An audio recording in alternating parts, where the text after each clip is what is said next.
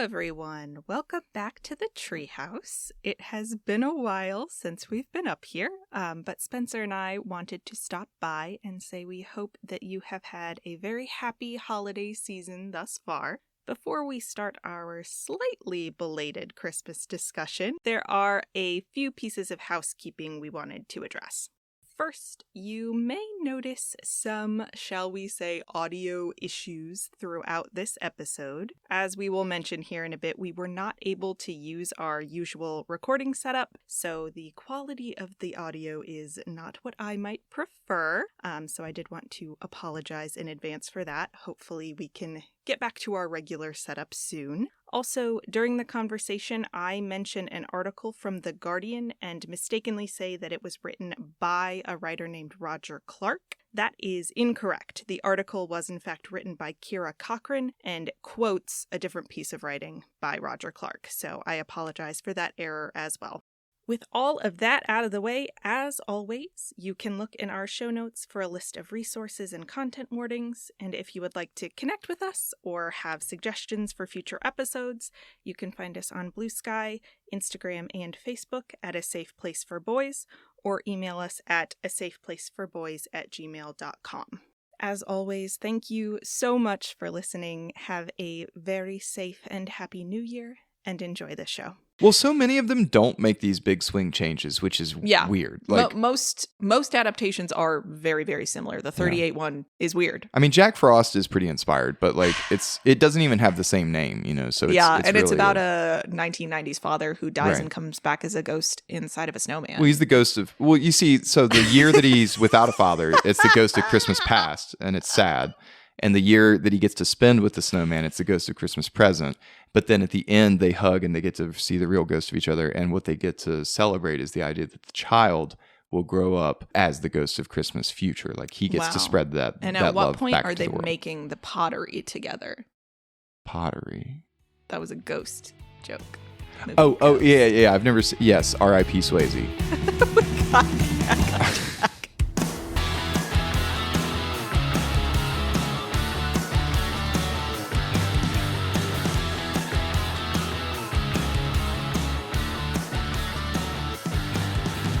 Welcome to A Safe Place for Boys, compassionate conversations about masculinity in media. I am your host, Kelcee Sykes, and with me, as always, is Mr. Humbug, Mr. Grimm, Mr. Skinflint, Mr. Greed, even Dr. Spencer Todd Bennington, PhD. How are you, Spencer? That's Dr. Humbug to you, gosh darn it.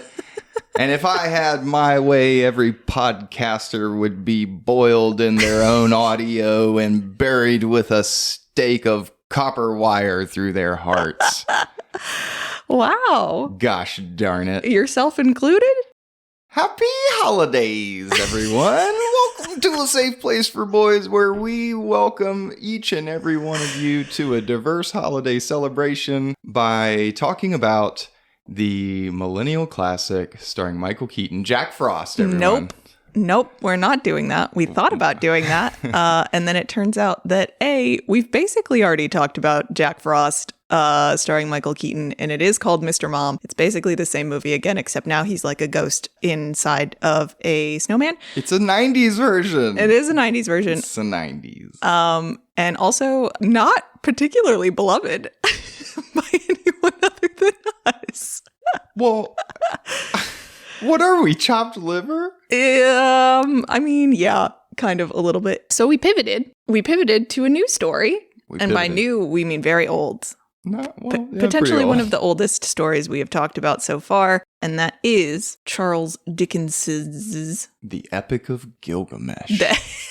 Christmas edition. Famously written by Charles Dickens. The Epic of Gilgamesh, yes. A Christmas Carol. A Christmas Carol. A Christmas Chorale by Charlie Dick. By Charlie Dick. And I will say, right off the bat, if our audio sounds crazy... We're trying a little something new. It's because We are both a million years old, and all of our bones and muscles are in the wrong place, and we can't sit in the pod closet right now. We are too old and injured. So we're in the pod cathedral. Yeah, we are in our living room, which has very high ceilings and vaulted. All that podcast money. So we apologize in advance for how the audio sounds. We're going to do our best to clean it up, but if it doesn't sound great, that would be why. We are, by we, I mean me, hopefully going to get our bodies in some kind of order so that we can sit in chairs properly again. I apologize for nothing. All right. Anyway, why, Spencer, have we decided to take on this monolith that is A Christmas Carol? It's a freaking classic, man. And I think now more than ever, we would call A Christmas Carol a timely story. It's got a moral that's really applicable today, perhaps even more so than in Dickens's era. This is also a story that we just see adapted over and over and over again. So there's something to it, I think, that multiple generations of artists and readers and audiences have thought that there's something that resonates in this narrative. And I think you and I talked about that maybe it hits on an angle that we haven't talked about so much on the show. Yeah, it is. It's fascinating. This is one of the most adapted stories I think I've ever encountered. And we're doing something a little bit different in terms of how we are sort of structuring the podcast this time, because there are so many adaptations of A Christmas Carol that we kind of couldn't pick just one to watch. So we watched a bunch of them. And basically what we are going to be doing is not talking exclusively about any one version, but we will kind of hit on a few of the classics and our own favorites as we move through our discussion. But in general, what we both did is we read a book. Yep. We read the book, and so we will be using the book as our sort of outline as we move through. And as there are things from the movies that we kind of want to shout out, we will do that as we go along. And I just want to make something real clear. The book is the book is the primary text. It's the original, yes. But that doesn't necessarily mean it's the best or the most effective. I find that many of these adaptations have little bits that stick into my brain, and they all together form a cluster narrative that is A Christmas Carol to me. Like, I'm not trying to be out here separating, Fozziwig from Jennifer Maloney or whatever her name was on 30 Rock singing in the musical version from Scrooge McDuck. And, they're all, that's one big story to me. All of those characters play a part in making the best parts of A Christmas Carol resonate deeply for me. And I think that's kind of cool. Yeah. And as we watched all these different versions and as I read the book, because this was the first time I had ever read the book, I really was surprised by some things that I took for granted to be true about this story that were in fact not in the book at all. And some things from the book that don't always make it into movie versions that I was equally surprised by. So it was kind of an interesting experiment. So many of these adaptations are made for children. If you think about it, there's all these cartoon specials that are A Christmas Carol. And so it's not unlikely that people encounter this story long before they're ever at the age where it's recommended reading. Like, I knew all about this story, but I did read it in school in like 8th grade. I think we talked about that's maybe a Virginia standard that hasn't changed in a while. Yeah. But I read it, and I remember already having been a stan of the Mickey Mouse version, and honestly, still knowing most of the dang story. You know what I mean? Like, so yeah, it's interesting that way. That's why I said what I said about, like, they're not separate to me, because odds are one of the last versions you encounter is the one that you read. Yeah, the Dickens version. By the time you get to the point of reading the book, you have probably already encountered this story and have strong feelings about it one way or another. That was certainly my experience. But I did think most of the versions that we watched were pretty good. So if you are interested in having the same kind of strange Christmas fever dream of a month that Spencer and I have had, you can both find the book. The book is pretty short. It's technically a novella. It's like maybe 200 pages long. And I thought a surprisingly entertaining read. And if you would like to reference the movie versions that we will be referencing, we did not watch all of them. We didn't even watch all of the versions that I brought home from the library because I just got to a point where I was like, I think we're good. But the ones that we watched, this is the order we watched them in. You don't need to watch them in this order. We watched the 2004 Hallmark version of the Alan Menken musical starring Kelsey Grammer and other NBC television stars. We watched the 1999 version starring Patrick Stewart. We watched the 1983 short film Mickey's Christmas Carol. And the 1992 musical version A Muppet's Christmas Carol, as well as I watched the 1938 adaptation starring Reginald Owen. And so the first thing that I researched when I was thinking about this story is what the sort of circumstances were that led Charles Dickens to write this book, because it is incredibly iconic in our time, but it was also incredibly iconic in his time. So I was curious to see what sort of led him to write this book at the time that he wrote it and how it sort of became as iconic as it was. And so I went back to, and here's a throwback. Here's an English major throwback, at least in my experience, because I haven't used this website in a very long time. But are you familiar with the website Shmoop? Nope. SHMOOP. Nope. Is that like SparkNotes? It's very similar to SparkNotes, yes. They do a lot of like breakdowns of famous literature and talk about all the different themes and stuff like that. And they do a pretty good job of giving you context and stuff. But one thing I will say is they're trying to be like, it's meant to be a resource for like high schoolers and college students. So they're really trying for like a cool teacher tone. So that is why this quote is about to sound the way that it does. But they include a little bit of the background about where this story came from and why it kind of hit the way that it did and became a phenomenon in its day and has just stayed a phenomenon all this time. So Spencer, would you mind reading that quote? It is pretty long. Just what were the elements of the perfect storm that made A Christmas Carol possible? First is what we'll call the reemergence of old tradition. Christmas, the way we know it, with the gift giving and parties and the tree, wasn't always a thing in England. Sure, it was a religious holiday, but none of the more secular hoopla that we've come to associate with the idea of some kind of, quote, Christmas season or, quote unquote, Christmas spirit had many takers in the 18th and early 19th centuries. But in the 1830s, a few books about old-timey Christmas carols were published. And when we say old-timey, we mean it.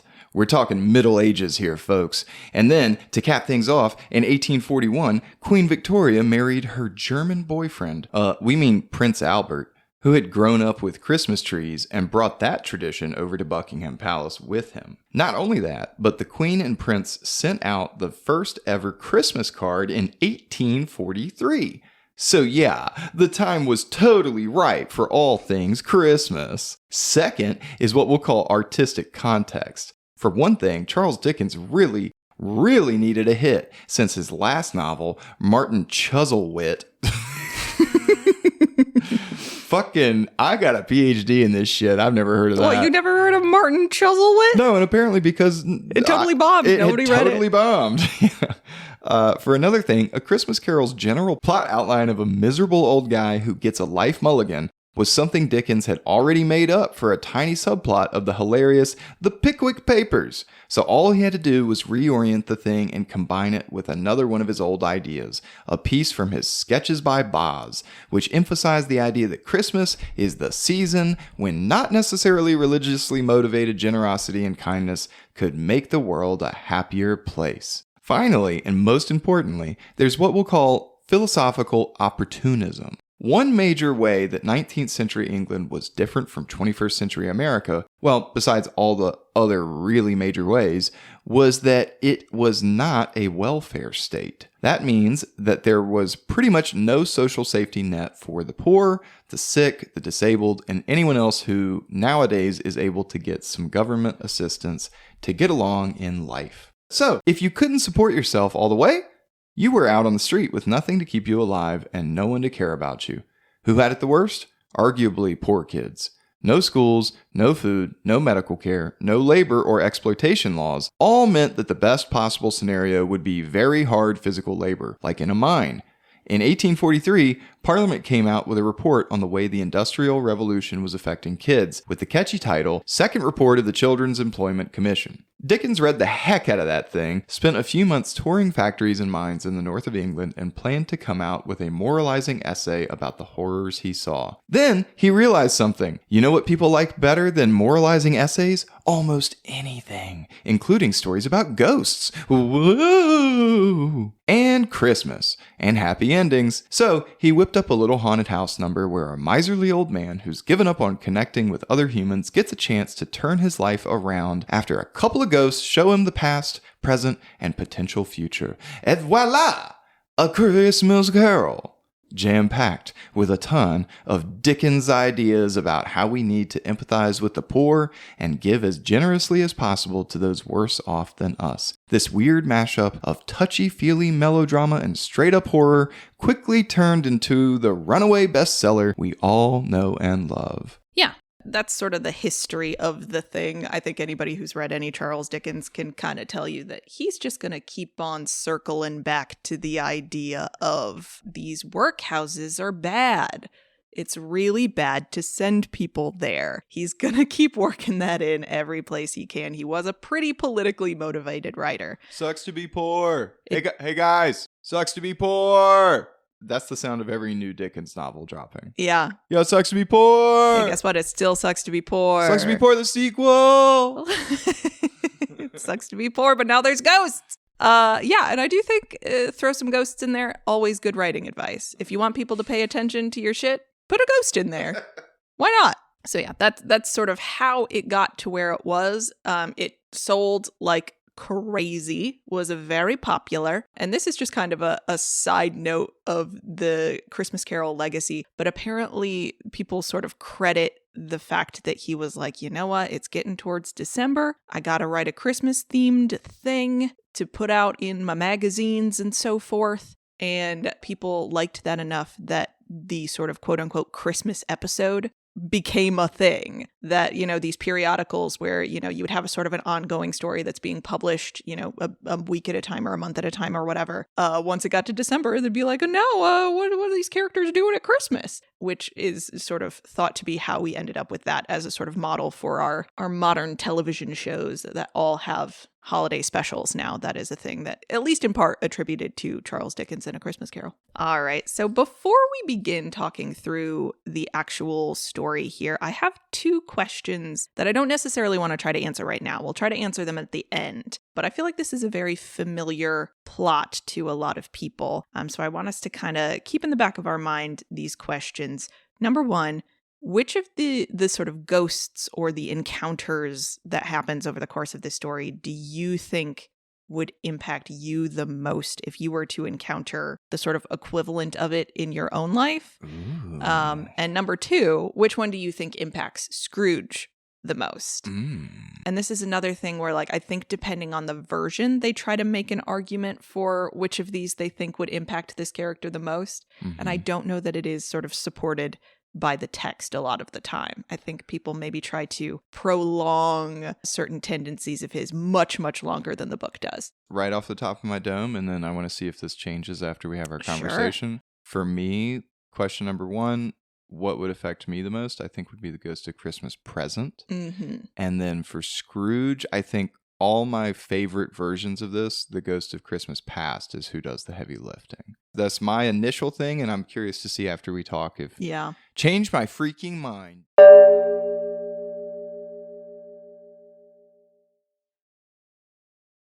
We will begin at the beginning. Stave 1. Marley was dead to begin with. That's the first line of this book. This must be distinctly understood, or nothing wonderful can come of the story I am going to relate. So there is your grounding in this book. There is someone named Marley. He is dead. It's important that he's dead. So we are introduced to our main character. His name is Ebenezer Scrooge. And the first thing we learn about him is that his best friend and business partner is dead, and he is being so normal about it. Jacob Marley, he's been dead for 7 years, and Scrooge has, first of all, not taken his name off of the sign of the business that they run together. Not taking Marley's name off. Not taken Marley's name off. Yep. So outside it still says Scrooge and Marley's. And this has the either intended or unintended result that sometimes when people walk into the business, they refer to Scrooge as Mr. Marley because they have to kind of guess which one he is. And so he is occasionally mistaken for his dead best friend and former business partner.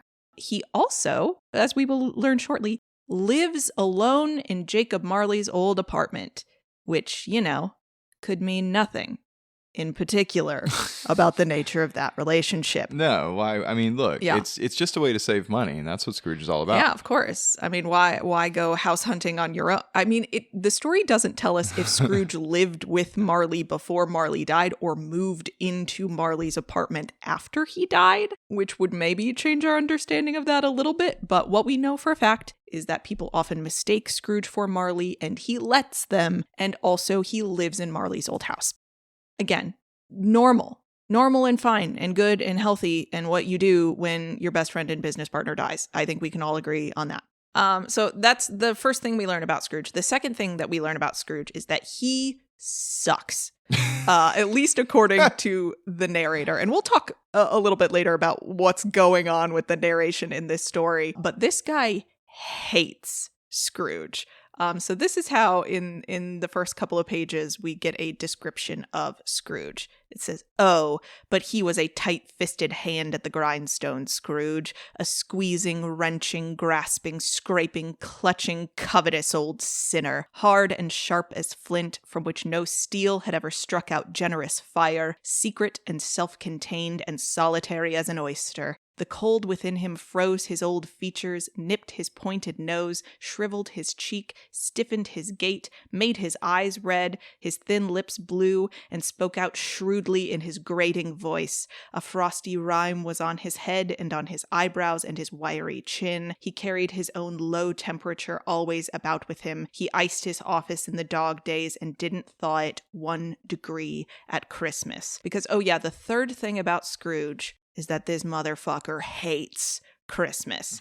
He hates Christmas with the passion of like a Hallmark movie protagonist who is about to fall in love with a Christmas tree farmer whose business he's trying to foreclose on. Like, to the point that if this ghost thing hadn't worked out, I would have just recommended like arranging for his car to break down in a small town completely populated by white ladies who somehow support themselves year round on Christmas cookie bake sales. Like, Lori Loughlin could fix this man in 42 minutes plus commercial breaks, and I really do believe that.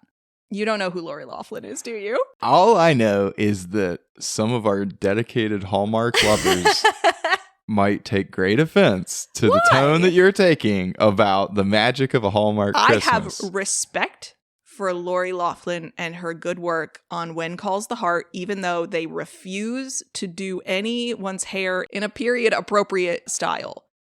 But those women over at Hallmark are doing good work. All I want to say is that Dickens walked so that Hallmark could run. That is true.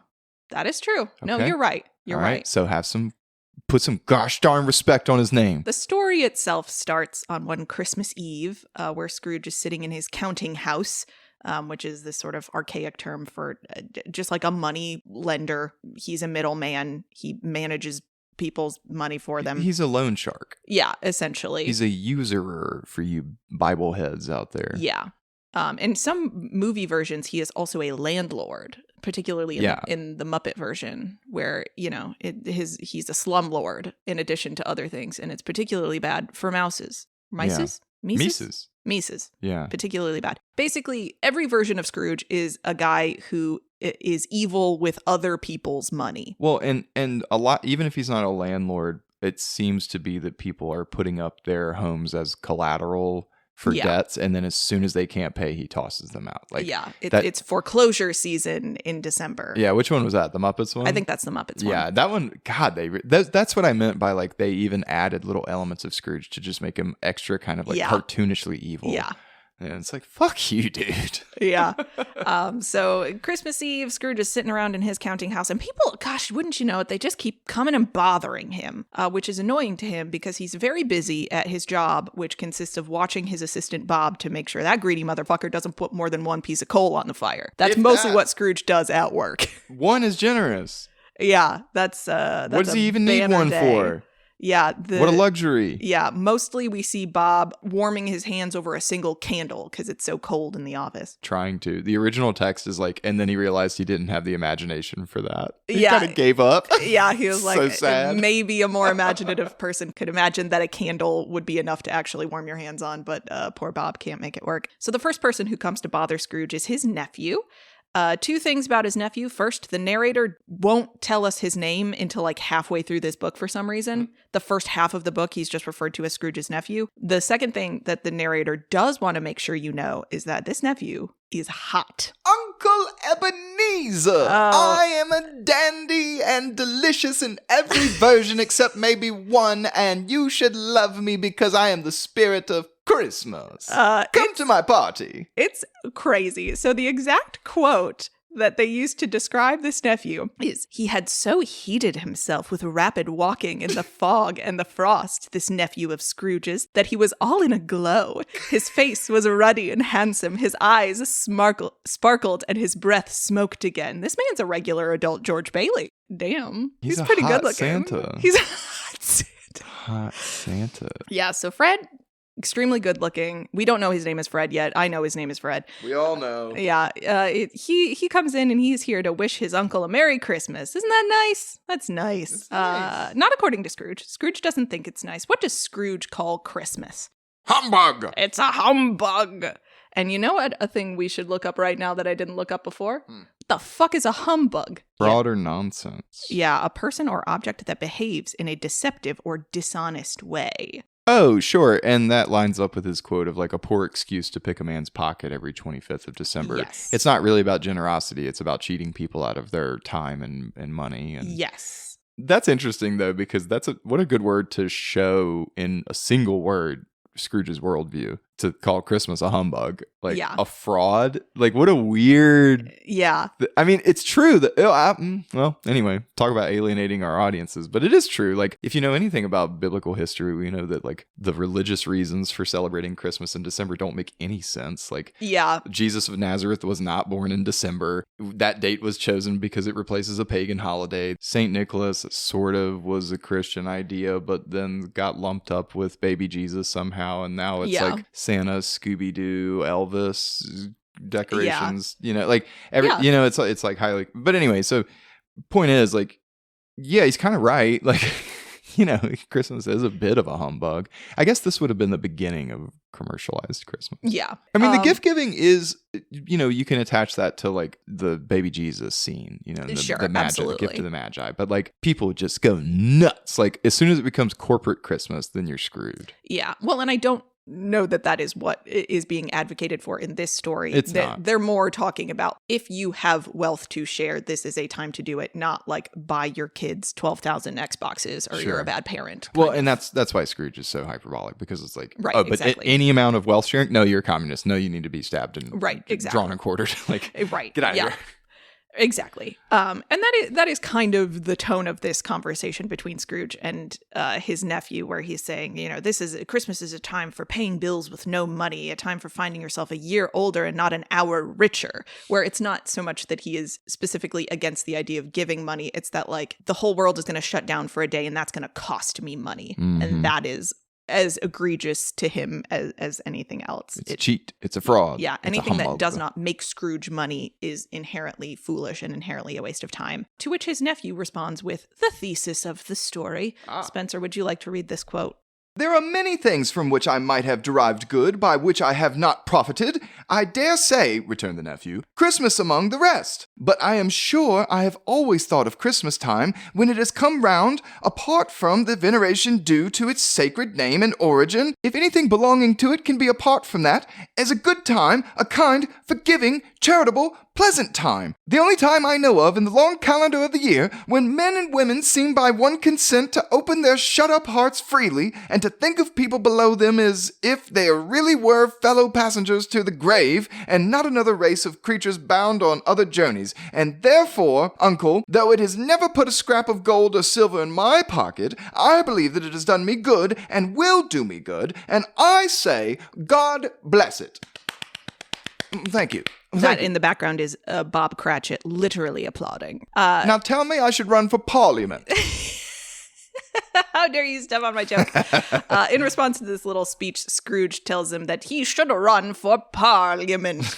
If nothing else, it's worth watching the Kelsey Grammer musical version just to hear his line reading there. It's very funny. But the wildest thing about this whole exchange is that Scrooge isn't actually that mad at his nephew about inviting him over to Christmas dinner. He is mad at his nephew for getting married. Dumbass. Specifically, he's like, well, why did you get married? And his nephew is like, because I fell in love. And he's like, Uncle. What do you do that for? It's an interesting thing to get mad at your nephew for. Kind of a weird thing to get mad at anyone for, let alone a person who's like related to you and part of your life that you could in theory just be happy for. Could this perhaps indicate some level of past trauma? I don't think so.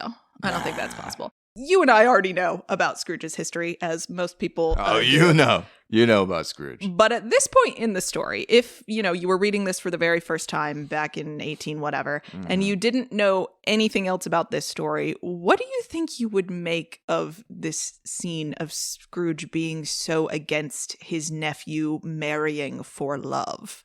Oh, up front, like with no other context, Yeah. I would just assume this is like a period political piece against utilitarianism and the idea that like you are only as valuable as you are able. Mm-hmm. And I just stole that from a slam poem that I taught to my students a couple weeks ago. But yeah, you're only as valuable as you are able, and like what you can produce and what you can do is what determines your value, as opposed to like making decisions based on the heart and other sort of like fickle emotions. That's a sign of weakness. It's the same reason why like stoicism is an attractive philosophy to a bunch of men, because it's a safe way of being logical and staying away from emotions. Utilitarianism is a similar economic philosophy. I would just assume this is meant to be there's more to life than dollar bills, y'all. Yeah. Cash doesn't rule everything around me. Wu-Tang is for the children. I kind of agree. I think at least in this point, you're supposed to think of Scrooge as a person who is so fixated on something being wealth generating. And earlier in the scene, there's this kind of exchange where Scrooge is asking his nephew, what are you so happy about? You don't have enough money. And to which his nephew replies, why are you so miserable? You have a lot of money. I think you are supposed to sort of read into that, like marrying someone that you love who does not bring money into a marriage is wasteful. That's a slot in your life that could have been income generating and now isn't. Aren't you foolish? We don't necessarily actually know that much about Fred's financial situation or how much money his wife does or does not have. But whatever it is, it's sort of implied to be not good enough for Scrooge. Also, English teacher moment. That line is one of my favorites, and it's always such a you got served moment. Mm-hmm. And if you're wondering why, I think it's an example of a literary device known as chiasmus. That's CHI because it comes from the Greek meaning X or cross. And the idea is that you're seeing this like seesaw effect. So the line goes, what is it? How does it start? It's something like Scrooge saying, why are you so happy you're poor? And the nephew says, why are you so unhappy you're rich? Right. Dickens does it a lot. So like, it was the best of times. It was the worst of times. We get that sort of cross symmetry a lot. And I just always find it, like I said, really satisfying. There are a lot of clever lines. I thought this was a surprisingly funny book. It's very funny. Yeah. There are a lot of moments that are in that sort of wordplay level, kind of clever. One thing I will note here, and this is the only version that does anything like this, the 1938 version, the old black and white version, the nephew isn't married yet. It's so strange. I'm upset that I did get to watch this one because it sounds really weird. I actually really recommend it. If you have the chance to watch the 1938 version of A Christmas Carol, it's interesting. Fred is a much more present character. He's involved a lot more in other parts of the plot than just his usual part. But in this opening sort of scene with Scrooge, the nephew isn't married yet. And he says in the scene, I don't have enough money to get married yet. And so Scrooge sort of assumes that his motive for inviting him to dinner is try to like butter him up and get him to pay for his wedding. It isn't. And the movie sort of makes it clear that that isn't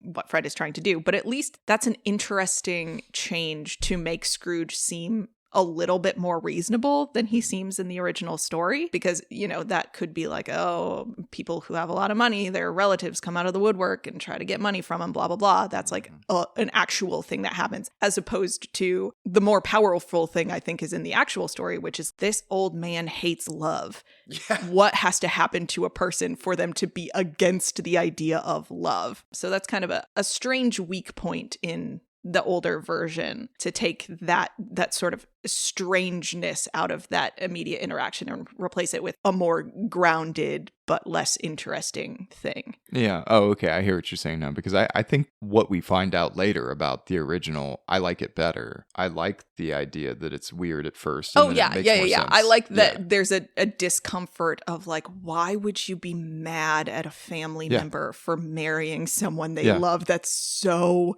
weird. Especially after that snappy comeback, because it just sounds like Scrooge is like running out of reasons and ways to argue and things to say. And it says that in the text at a certain point in this exchange with his nephew. Scrooge like runs out of comebacks. Yeah. And he's just like, fuck you, dude. Yeah, like, just keep saying bah humbug in some versions. I like that. And I like the idea that he hates love because of being, you know, like vulnerable at a point in his own love life in the past. We will figure out why Scrooge has come to a place where he dismisses the idea of love out of hand as a way to sort of protect himself. But we're not there yet. So we will get there in time. In the meantime, the second person to come and bother Scrooge while he is trying to be a terrible boss is a gentleman from the local charity. And he is here to ask Scrooge how much he would like to donate to an organization that supports people living in poverty in this holiday season, to which Scrooge says, nothing.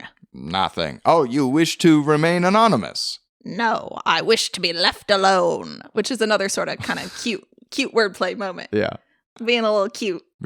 Sometimes Scrooge is a little cute. Because after all, why should Scrooge have to spend his hard-earned money on the poor when there are perfectly serviceable workhouses and prisons to send people who can't be bothered to get a job, like children and the elderly and people with disabilities? Fucking freeloaders. I know, just terrible. And when it's the gentleman... absolute blight on society. Yeah, I think we can all agree with that. And when the gentleman points out to Scrooge that the conditions in workhouses, again, we have a little bit of Charlie Dickens insert here. The conditions in workhouses are so famously bad that people either physically can't go there because they cannot do the work that is required in a workhouse, or they would rather die. To which Scrooge says, well, then let them die and decrease the surplus population. Well, Everyone, get on with it. You were close. He says, if they would rather die, they had better do it and decrease the surplus population, which I will just say is eugenics. Can I tell you, I read this in 8th grade. I was not a reader in school. I'm not confident I finished the book, but I did read this part. And that line has been with me for 20 years. Yeah. And it does show up in some of the versions. Oh, it shows up. It's not in the Mickey one. It's not in the Mickey version. Which is crazy because that's the one that I watched the most. And so I know that I remember it from the actual book, which is nuts. Yeah, I believe it is in every version, at least every version that we watched except the Mickey Mouse version. Don't worry, the Mickey Mouse version makes up for it. They were like, oh, we didn't say that one hardcore thing. Let's double down and be real fucked up at the end. There is real horror in the Mickey version that is not present in some of the others. Yeah, the Mickey version, Scrooge McDuck is like doing some weird reverse psychology on the charity guys to get them out of there. And it's like, he Tom Sawyer's them. Yeah, it's so... I think it's cowardly, personally, but it's amazing. That's Disney for you. No, it's amazing. He hits him with the like, well, your job is to collect for charity, right? And if I gave you a bunch of money, then you'd be out of a job. You can't ask me to put you out of a job on Christmas, sir. It's so terrible. I fucking love it. Scrooge McDuck is a full psychopath. I don't think Ebenezer Scrooge is meant to be read as a like evil psychopathic person. Scrooge McDuck's depiction of him is evil and psychopathic. Yeah. It's truly, truly evil. But yeah, suffice it to say, I think maybe the phrase surplus population is just one of the worst idea in the world. I don't think you can think of other people as surplus in any way, shape, or form and say that you are in the moral correctness. Have you heard people talk about this idea that like some people out here are just NPCs? Yeah. I think it's pretty damn close. Yeah. You're dehumanizing other people. That's just the whole thing. What's crazy though is when people say that, there's a little part of my brain that I'm like, yeah, some people are just like TikTok build. They are kind of just NPCs. They're just like programmed little bots going out here. And I guess like I sort of have to believe that because I believe in education and I believe the power of learning and changing, and you're an NPC if you're not doing that. But like I don't think of you as a surplus. Yeah, a surplus is stuff you can get rid of with no consequences. Oh, and in fact, sometimes you should get rid of them. Yeah. That is the implication. We got too many humans. Yeah. We just dump some of these. We don't need them all. All these grimy poor are in the way. Yeah. That I think is our lowest point for Scrooge. This is eugenics? Yeah, this is his most evil moment. Although the next moment is also pretty bad because the third person who interrupts him is a little boy who comes by singing Christmas carols, and Scrooge tries to hit him with a ruler. Just tries to hit this child. But finally it's time to close up shop. And Scrooge is mad because he's going to have to give Bob the whole day off for Christmas, and he's probably going to want to be paid early and unbelievable. But he does. He's like, "Oh, fine. You're just going to be mad at me all day tomorrow anyway if I make you come in. And so just whatever, take the day off." Except for in the 1938 version, Bob accidentally hits him with a snowball and he fires him. That's another pretty big change. But anyway, most of the version, Scrooge just, lets him go and goes home to sit by himself in the dark. And it is at this point when Scrooge gets to his, Jacob's house, that he rolls whatever bad thing you roll on the die to make the haunting begin. Mm-hmm. So as Scrooge is walking up to his, Jacob's house. Their house. Their home. Something weird happens to the door knocker. Yeah. Something weird, in fact, that is reminiscent of a bad lobster in a dark cellar. My favorite line from the whole book. Here is the physical description. Let it be borne in mind that Scrooge had not bestowed one thought on Marley since his mention of his 7 years dead partner that afternoon. And then let any man explain to me, if he can, how it happened that Scrooge, having his key in the lock of the door, saw in the knocker, without its undergoing any immediate process of change, not a knocker, but Marley's face. And this is the moment in the movie where you get to see how good visual effects were at any given point in time, because they try to morph this door knocker into Marley's face and it never looks good.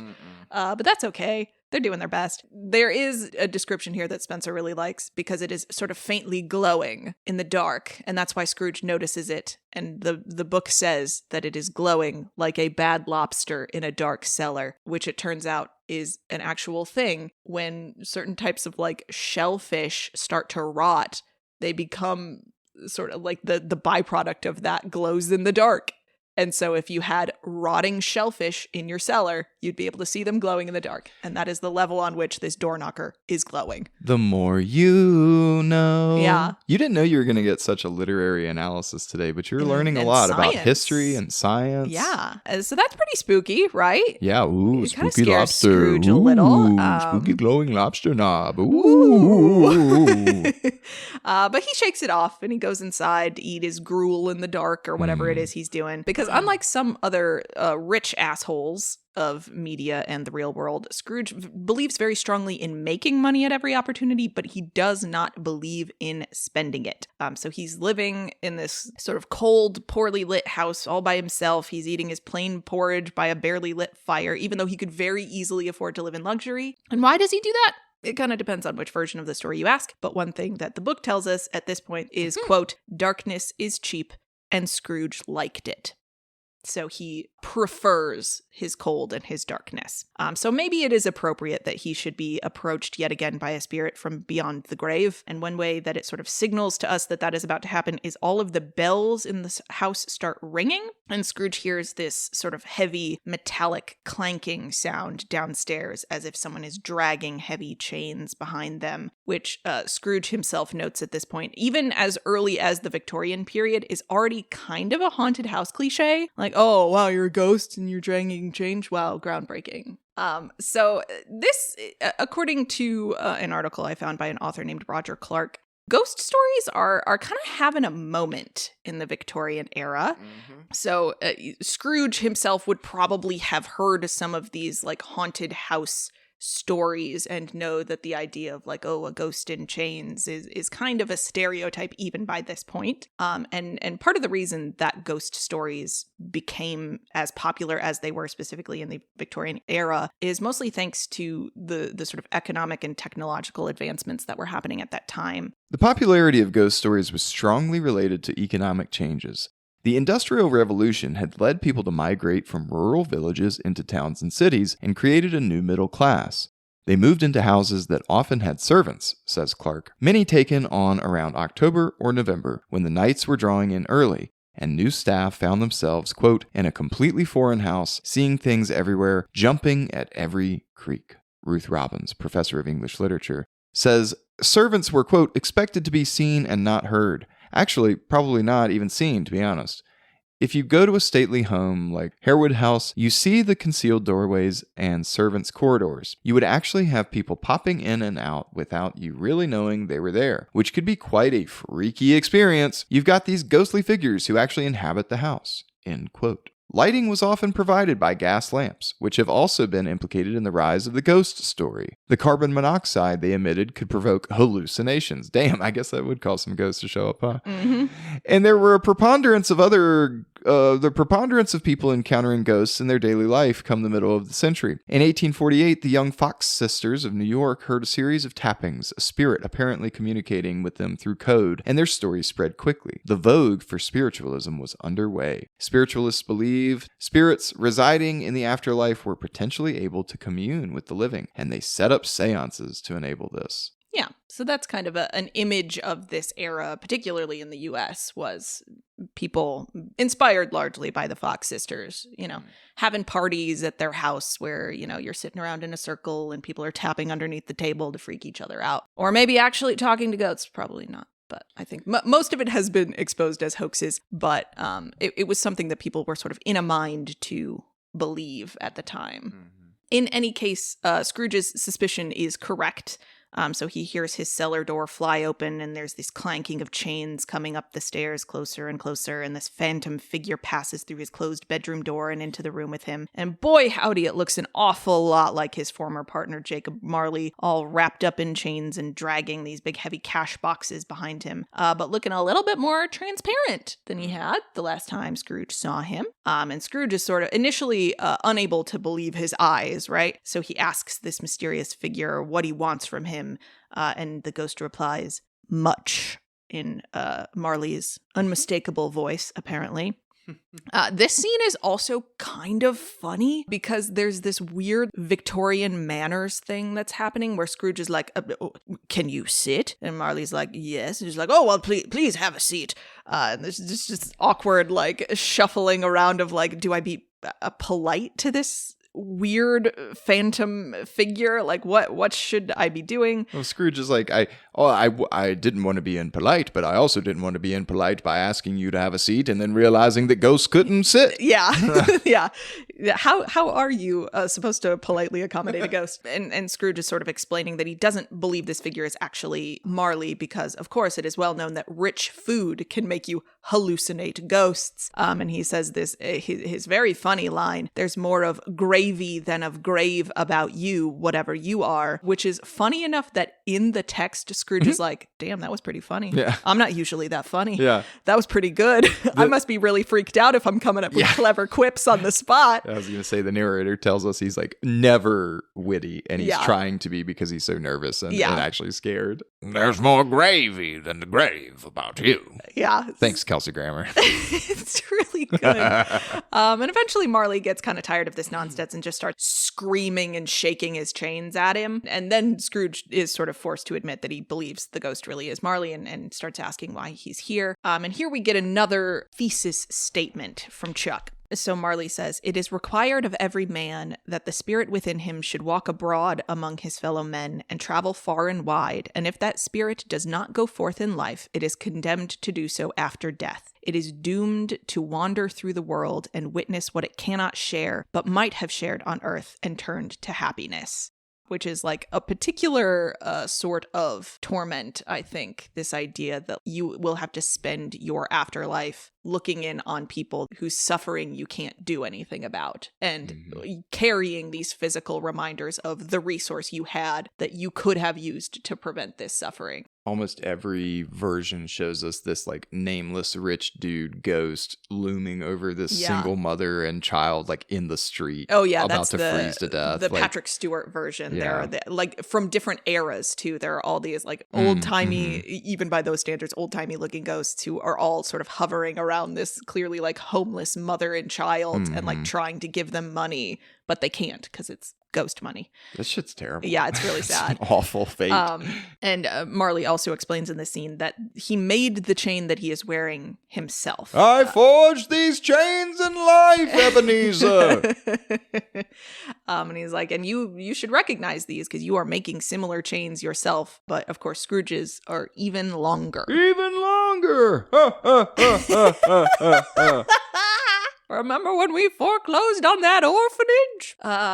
Anyway, the Muppets one is weird. And so in the years since he died, Marley's spirit has just sort of been wandering the earth with no peace, just the incessant torment of remorse. And when Scrooge is like, "Oh, don't tell me that. Tell me something comforting," he's like, "I can't. This is what the afterlife is, dude." And he says, quote, "It comes from other regions, Ebenezer Scrooge, and is conveyed by other ministers to other kinds of men. Nor can I tell you what I would. A very little more is all that is permitted to me. I cannot rest. I cannot stay. I cannot linger anywhere. My spirit never walked beyond our counting house, and now weary journeys lie before me." Such a good description. When you hear the word restless in everyday language, you don't really think about the eternal torment of being a restless spirit. And that passage just like every time I'm like, fuck, that's actually really scary and I don't want to think about it. Yeah. I don't want to be Jacob Marley. Yeah. Look, man, some people, to your questions earlier, might just only need the Jacob Marley ghost. Like, why do you need 3 more? You know? Yeah. You see him. That might be good enough. You go peek out the window in this next scene. Like, come on. Yeah. I'm good. Yeah. And Scrooge tries to kind of console Jacob by being like, "Oh, come on. You weren't all that bad. You were a good man of business." To which Jacob says what? "Mankind was my business." Everyone delivers that line like they're just shouting. "Mankind was my business. Mankind was my business. The common welfare was my business. Charity, mercy, forbearance, and benevolence were all my business. The dealings of my trade were but a drop of water in the comprehensive ocean of my business." And since Marley never even tried to look for opportunities to help fellow human beings, he has been doomed to suffer. And in fact, the sort of physics of this scene are sort of strange. He's not even really sure how he's able to talk to Scrooge specifically right now, because one of the things that he has been doing in his afterlife is, quote, "I have sat invisible beside you many and many a day." One of the things that Marley has been doing with his afterlife, has been forced to do with his afterlife, is watch his former business partner continue to make the same mistakes he did. Terrible. And up until this moment has not been able to do anything to help him. But we do know that he is here now to warn Scrooge, to try to give him a fighting chance of escaping a similar fate. He calls it in the text, quote, "a chance and a hope of my procuring Ebenezer," which sort of implies that one way or another, Jacob is behind the events that are about to transpire. We don't know exactly what the mechanic is, but we do sort of know that Jacob is responsible for it. So I do kind of want to pause here and talk about Marley for a minute because, as I said, the book calls this event Jacob Marley's intervention. So we know that Scrooge is being targeted for this, bespoke character building enterprise specifically because Marley has seen a need for it. And somewhere in these sort of ghostly back rooms, Marley is advocating for Scrooge, even though we don't necessarily know that that is going to help Marley in any meaningful way in his own afterlife. Like maybe this is part of a penance that he is able to do, or maybe it's just a thing that he has seen happening and so he's going to try to do something about it. So I'm curious, like, what you make of their relationship, knowing that Marley has, like, whatever he's done, pulled whatever strings he's able to pull to make this happen for Scrooge. It's pretty evident just from the text, even without looking at any adaptations, that if Scrooge, at least at this point, ever had a friend at all, that it was Marley. Mm-hmm. And I think we're supposed to understand that the reverse is also true, that Marley would have had no friends were it not for Scrooge, because we know that Scrooge was his only mourner. And so I think even without, getting too extreme with this and putting our own little cultural goggles on, you can just safely say that probably a bunch of those other miserly ghosts don't have any attachment like Marley and Scrooge did to each other. They probably were just all alone, died alone, had a big heap of money, and then now have to suffer for it. But Marley still has a tie to this world that is a living person. And I think there's something to be said about the fact that he can actually linger. He just told us he couldn't linger or couldn't rest, but he sure can stay with Scrooge. Maybe that's his choosing, maybe it's not. But I think Marley's specific unresolved issue is his attachment and relationship to a living person, whereas all the rest of them they have no way to affect change because they have no connection to the mortal realm anymore. Yeah. You know what I mean? Like they don't have anyone to talk to because they didn't have any relationships in life. Yeah. And so like I think that's the special case here. Man, but they sure do take it extra. The fact that Scrooge is living in Marley's house. Yeah. They were business partner. I mean, look, I would just call them partners. I think they were life partners. They probably lived together. Like, if he's living in Marley's house, where was Scrooge's house? I think they just lived together. Yeah. I think they were domestic partners. If you wanna imagine them, hooking up and putting the chains on in the bedroom, and forging them link by link, then you can. But obviously their relationship was deep enough to where it could pierce the veil. So it's interesting because a theme that's going to emerge over the course of this story is love and why love is so important and what love can do for you that money can't. It is interesting that these two characters are meant to be sort of read as mirrors to each other in their sort of selfishness, right? They're both greedy. They're both cynical. They're both apparently, misers. We don't have any reason to believe Jacob was being any more extravagant than Scrooge was. And Scrooge has so many people over the course of this story that he loves one way or another taken away from him in ways that the story will be much more explicit of this was a really bad loss for Scrooge. There are at least two characters coming up in the next section who it's like he lost that person and it was really bad for him. Whereas the story doesn't necessarily make that same argument about Jacob, but I think that is absolutely something that you can kind of read into his current misery is this is another person that he lost that he loved. It's the final person. Yeah. Like, and that he's allowed himself to love, because arguably Fred is left that he could develop a relationship with, but he's never actually done it. So it's Fred is still around, but my reading of Scrooge is that he is a person who thinks that the world is so inherently dark that it is not worth either seeking out or creating joy. Oh. Well, and that I think is one of the most humanizing thing about Scrooge is I don't think he's inherently evil. I think he has had a series of things happen to him that are so sad and have had so little goodness to counteract them, at least that he can remember or that he is allowing himself to remember, that he just sinks into the world is bad, the world is dark. And if it's going to be dark, then I'm not going to try to make it less dark because that will be more painful for me in the long run. Yeah. And I think, you can do the sort of queer reading of the story if you want to, but I think there is also an argument for lifelong friends and business partners being a relationship of love and connection that can continue after death. Yeah. I mean, it's like, I mean, Dickens definitely would have been brought up in a schooling era that still celebrated the platonic ideal of masculine love. It doesn't compute necessarily to our sort of understanding of 21st century queer reading necessarily, but it doesn't have to, because as you mentioned, love is love, like the different forms of it. And the reason this character is somebody is because he's hardened his heart to it. The story wants us to think about ideas of redemption. And I think Marley is the first foreshadowing for that, because what we see is a bunch of ghosts looking down and basically all getting their own Christmas present experience, except they don't get to wake up. And Marley was the only one who found some kind of way to wake up and make that difference again, and through that thread of love. And I it was really, really fucking beautiful, dude. The story doesn't really dwell a lot on Marley's motives, but I think, how can you read what he does for Scrooge as anything other than an act of love and general and belief in someone, that he can look at Scrooge and say, obviously, there are other characters in this story, like minor characters, who I think are probably on the level of Scrooge in terms of just being sort of cynical business people. Like, there are other, these other men who like work at the banks and so forth, who all sound kind of terrible, who could maybe use an intervention like this. But because Marley sees in Scrooge someone who he thinks can change, and that, like, believing that someone can change and that it is worth spending this kind of effort on them. Whatever weird ghost mechanics had to happen behind the scenes to make this happen, it was worth it for Marley, not just because Scrooge is a person that he cared about, but he also has this perspective of, like,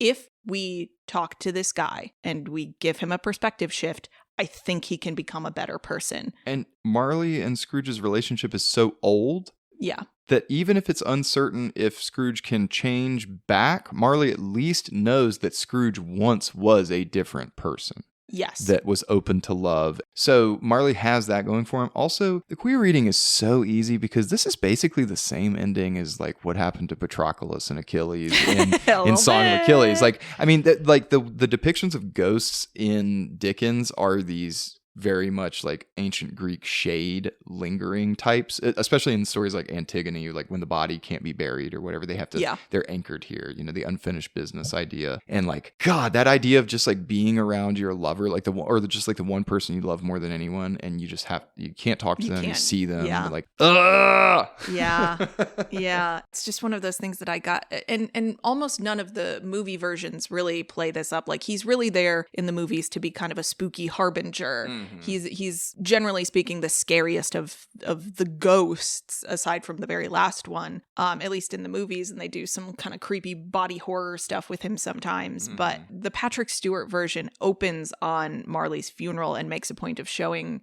Scrooge being the only person at the funeral, and like the priest or whoever being like, God, this must be very sad for you, and him kind of being like, yes, I'll he was a good business partner. Yes, he says something along the lines of he promises Marley he's going to keep growing their business, and he's going to miss Marley's shrewd brain and keen eye, which feels very like a very coded way of being like, I am going to miss you. Yeah. And I, for whatever reason, I'm not allowing myself to just say that. That adaptation, by the way, is like one of the closest to the books. Yes, that's, I think, probably the most accurate. So if you're looking for one to like show someone and kind of get it by the text, like the Patrick Stewart version is quite accurate. But yeah, I do think Marley's loss is one of the big ones for Scrooge that convinces him, I'm just going to bury myself in this man's house. He's sort of haunted by Marley without knowing that he's being haunted by Marley, because he's going to keep his name around. He's going to keep living in his house. He's going to live in the dark in his house and not spend any of the money that they made together and not pursue any kind of comfort whatsoever. It's fascinating. I don't know. That wasn't a thing I expected to find particularly interesting, but I kind of got caught on that when I was reading the book. There are other characters who either are maybe still alive but could circle back to Scrooge at some point in his life, or people who by this point in the story are already dead who maybe you send their ghost. I think it has to be Marley. I think Marley's the only one Scrooge would have listened to at this point in his life, because essentially, like, this is what Fred has been trying to do, right? Trying to be like, hey man, come like have a nice time at my house and maybe you'll feel better and then maybe you'll be nicer to people. Like, that's what Fred has been trying to do, and it hasn't been working because Scrooge has a lot of baggage around Fred that he doesn't necessarily have around Marley, and there are other figures who at this point in his life I think he wouldn't listen to, either out of shame or pride or some other reason. I think it has to be Marley who can come and speak to him as a person who's like, listen, you and I were very similar people once, and I'm telling you, man, you gotta do something different. Yeah. Because it is bumming me out to A, see you this sad, and B, know that you're just going to be tortured for all eternity when you don't have to be. It's an interesting study in both psychology and rhetoric, because Scrooge is clearly someone who is much more motivated by negative reinforcement. He has to be scolded and threatened, you know? Yes. And also the pathos logos moves of Fred, you know, pointing out the contradictions and the hypocrisy of Scrooge, and then also just like being generous with him is not working. It doesn't work. But the ethos of Marley being like, hey dude, you know how you admire me? Look what's happened to me. Yours is going to be worse. I guarantee it. Yes. Here's proof. Bunch of ghosts out the window. Yeah. Fuck! Yeah. And it's funny because, like, that's another layer of, like, you know, your questions earlier of, like, which ones would motivate you versus Scrooge. And it's like, oh, that's really interesting because, like, I'm much more motivated by, like, positive reinforcement. Like, and logic. Yeah.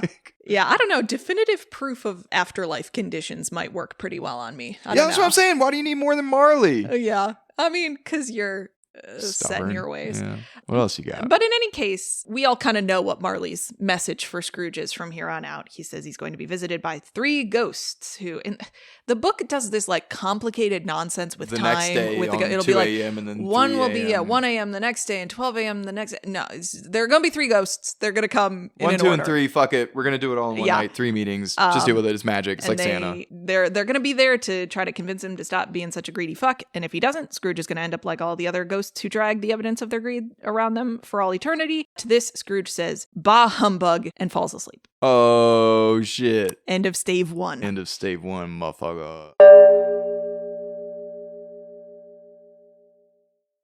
We didn't even talk about the fact that in the Disney version, Jacob Marley is played by fucking Goofy. You mean the definitive version. of Yeah. that role. Forget all that deep stuff we said about Jacob Marley earlier. He's actually just goofy and he falls down the stairs. Yeah. And that's the whole bit. Oh, Jacob, don't forget about that Lester. Crash. I mean, it's almost as good as seeing the most upsetting thing in any one of these movies is the bottom halves of Statler and Waldorf from the Muppets, because they're both Marleys. I think just so they could have a song called Marley and Marley. Right. But yeah, they're just floating in the air and you can see their legs and I don't like it. We're Marley and Marley. Whoa.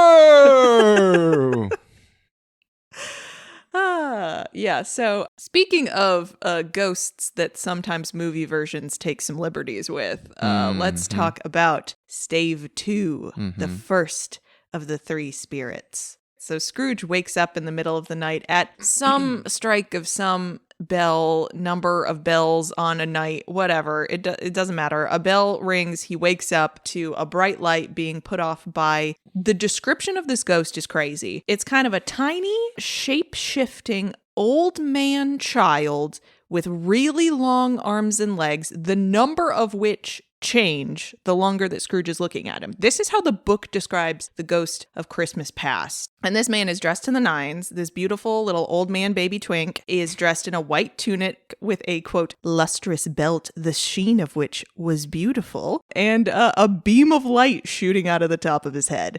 So just sort of a flashlight with eldritch horror, arms sprouting out and disappearing at random intervals, and a face that is both young and old at the same time, which sounds like the most upsetting thing in the world to me to picture. Twinkerbell. The biblically accurate angel.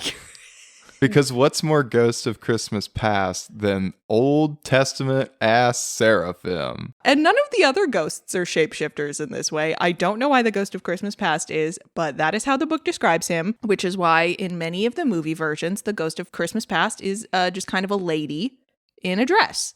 Yeah. Because those two things are perfectly equivalent. Lots of just kind of blonde women in white dresses. Yeah. The one in the 1930s version is funny because it is just kind of a blonde lady in a white dress, but to simulate the beam of light shooting out of the top of the head, she's just wearing a hat with like a cardboard star hot glued to it. It's just kind of reflective or just like... I think they put some sequins on it or something. Oh my God. Yeah, they did their best. The musical is just the blonde lady from 30 Rock in like a ice skating costume. Mm-hmm. She's just kind of in a short dress. She's the only person who is wearing like a completely anachronistic outfit the whole time. And for some reason, no one is upset that she's just got her whole legs out in Victorian England. But I guess only Scrooge can see her and he doesn't care. But I got some more descriptions of some pretty good depictions of Ghost of Christmas Present or Ghost of Christmas Past, such as a classic just Jiminy Cricket, not even in a costume, even trying. Oh yeah, I forgot. Really low effort from Disney on this one, just put Jiminy Cricket in there. They went all out in the Muppets version and made just truly the most upsetting thing I've ever seen, which is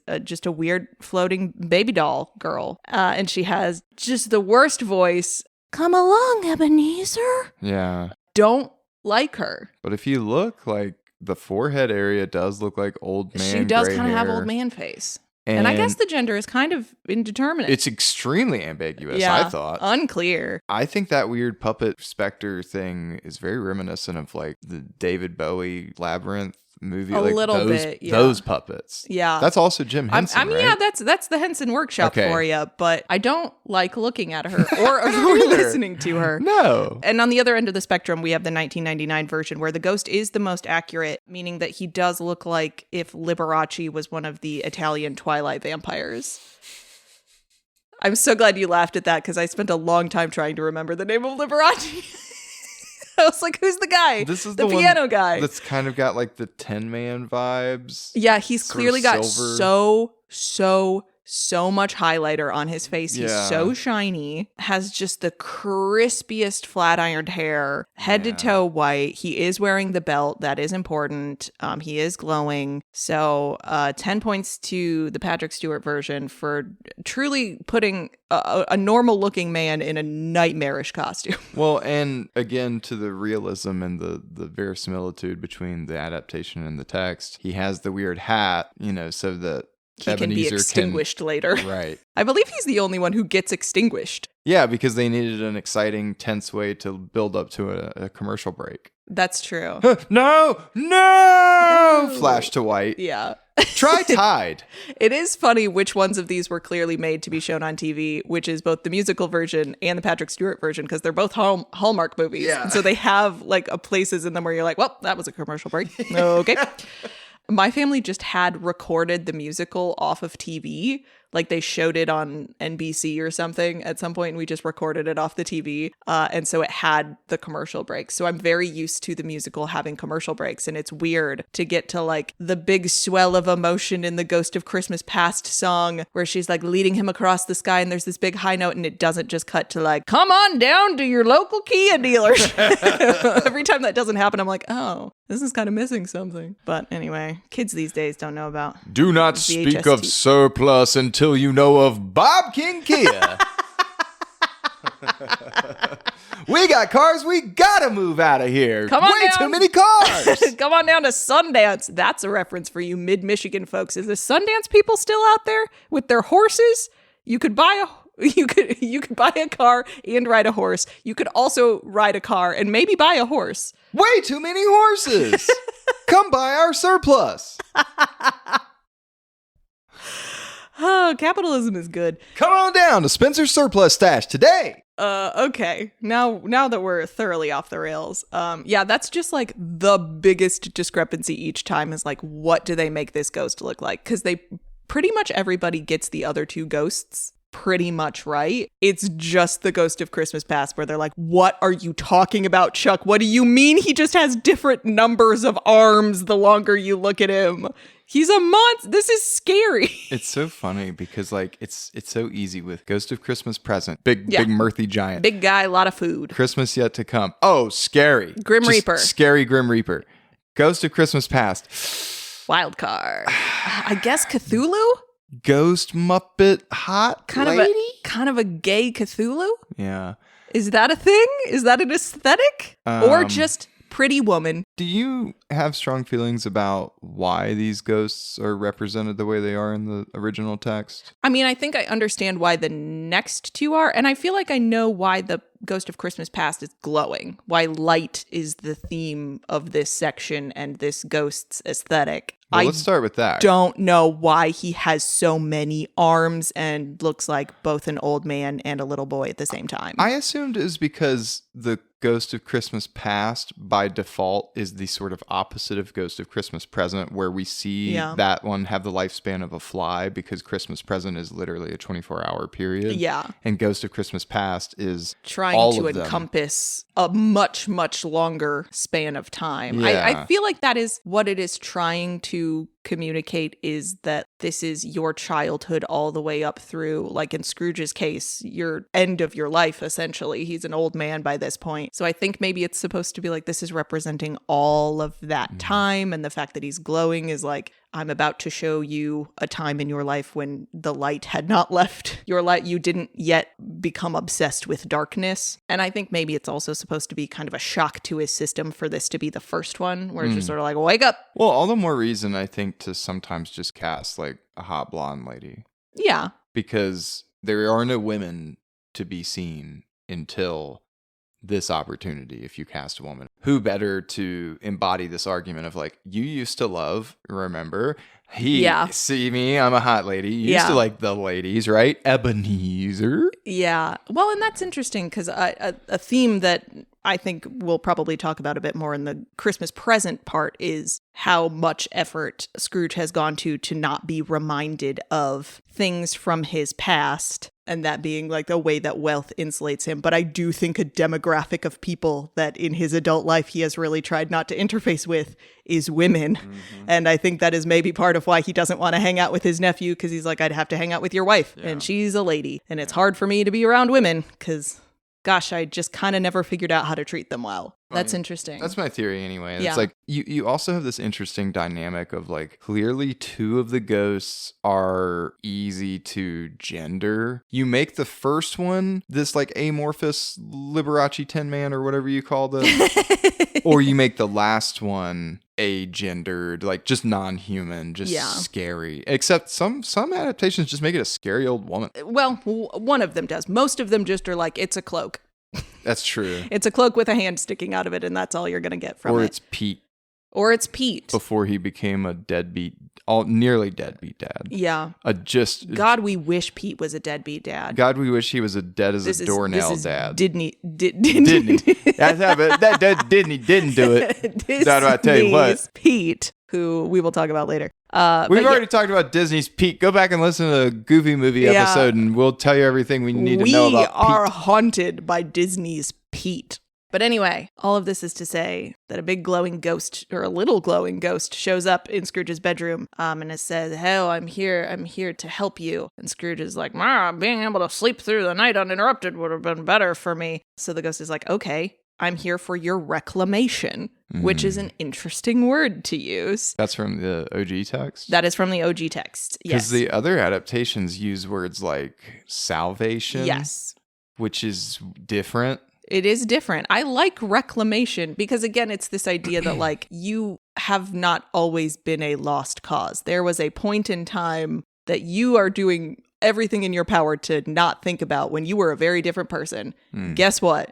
Get on my back. We're about to fly through the sky and go see some of those times. Reclamation's really interesting because what's being reclaimed? Scrooge? His soul. Like, literally bringing him back into the community, like a fellowship of souls, and like reminding him that he is part of a larger, instead of salvation, which implies damnation as an alternative, which is this highly like moralizing good, evil, and like instead, I think this definition of Scrooge just being so far removed from community and things like love, like we were talking about. Yeah, damn, that's a good word, your reclamation. I'm glad you pointed that out. That's some really smart literary analysis right there. Thank you. At this point, the ghost of Christmas Past shoves Scrooge out the window in his nightgown and flies him through time to the sleepy little town that he once... of London!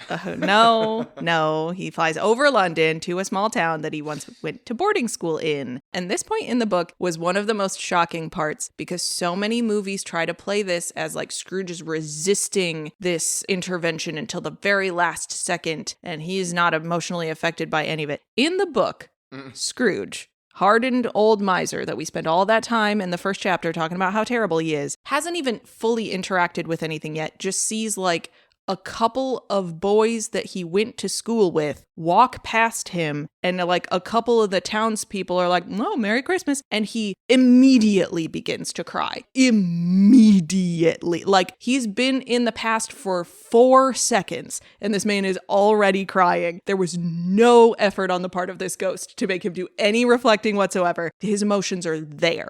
They are right there. They are so close to the surface. So the ghost brings him into the schoolhouse where a solitary child neglected by his friends is left there still. Scrooge said he knew it, and he sobbed.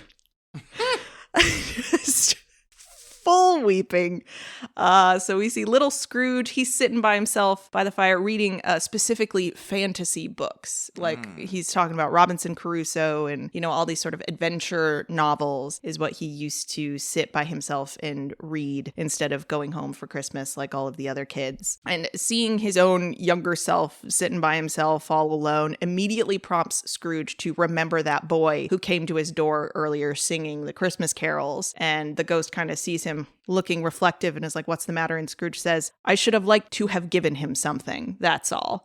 So again, it has not taken a lot of effort to get Scrooge to be like, "Oh, there's one sad child. Do you think maybe it's better to treat children well than to threaten to beat them with a ruler?" And he's like, "Oh, yeah." He gets there by himself. It takes no prompting. But then the ghost takes him to a different Christmas a few years later, where we see a little girl come to pick Scrooge up from school. And this is his little sister, Fanny. And it is interesting to see in the film adaptations where they start calling her Fran instead of Fanny. Because at some point in the history of the Queen's English, or is it the King's English now? Does he get it? I don't know. I don't know which monarch it refers to, but British English, at some point, Fanny started meaning vagina, and so they couldn't call her that anymore. And it is funny. But her name is Fan, and you're just all going to have to get over that. And she comes in and she throws her arms around him, and she says that she is here to take him home from boarding school, not just for Christmas, but for good. And she says, quote, and this is really all the information we get about Scrooge's family life. She says, "Father is so much kinder than he used to be that home's like heaven. He spoke so gently to me one dear night when I was going to bed that I was not afraid to ask him once more if you might come home. And he says, yes, you should, and sent me in a coach to bring you. And you're to be a man and are never to come back here. But first, we're to be together all Christmas long and have the merriest time in the world." And to this, young Scrooge sort of jokes that she's kind of become quite a woman herself. Like, there's this weird throwaway line, which is sad because immediately after that, the ghost is like, "She did die a woman, didn't she?" Meaning in childbirth. So she's like 7 years old in this scene or something like that. And the ghost is like, "Oh, isn't this a nice scene of your sister? She died young in childbirth, didn't she, Ebenezer?" Jesus. And he's like, "Yep.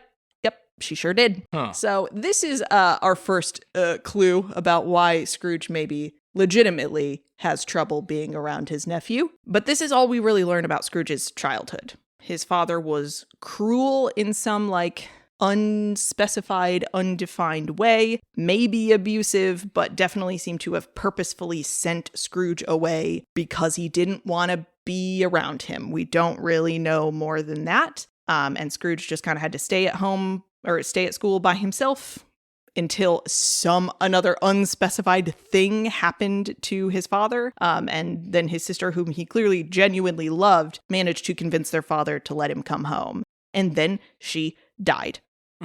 And that is what we know about Scrooge's family, which is pretty sad, but not as sad as his childhood is made to look in several of these movies. Well, now, you're forgetting a very integral figure who perhaps even like a second father. One headmaster who serves cake that the groundskeeper would rather not eat. Okay. The most awkward scene in the whole book for no reason. Book? Okay. That they So actually listen. kind of recreate in the Muppets version. Chuck's being paid by the word, and sometimes somebody tells you, you got to stick another scene in there, Chuck. You can't just send these kids off on their merry way. So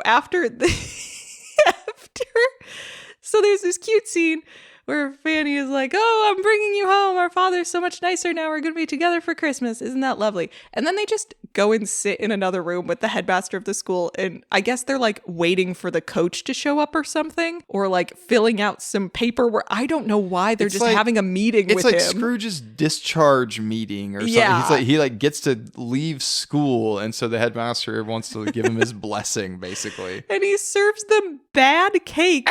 And at one point, like an employee of the school comes in, and the headmaster's like, "Do you want some cake?" And he's like, "Oh, is that the same cake you served last time?"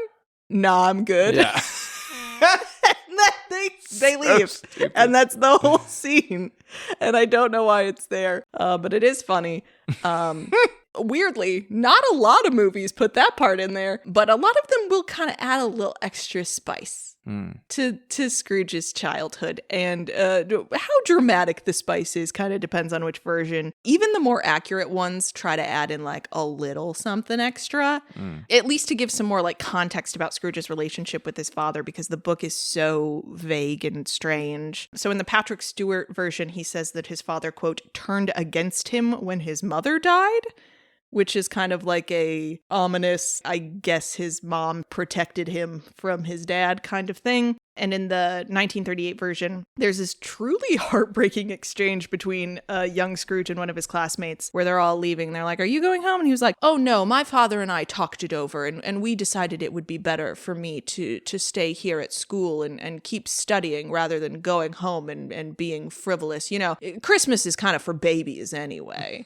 Only little kids care about Christmas. And the other kid is like, "Your dad sounds like a dick, dude." And Scrooge is like, no, my dad knows what's best. Father knows best. Yeah, and the other guy's like, "Oh, hey, listen, man, sorry. It just sounds shitty to me. But anyway, I don't know. I guess I'll see you in January. Have fun here studying by yourself." And then Scrooge immediately leaves that interaction and goes and cries in the classroom by himself, which is quite sad. And then famously in the Muppets version, again, Scrooge is kind of by himself, studying all alone over Christmas. But luckily, his headmaster, Sam the Eagle, is there to give him some good advice about the importance of working hard and being industrious and becoming skilled at business. He says, "You're going to love business, Ebenezer. It's the American way."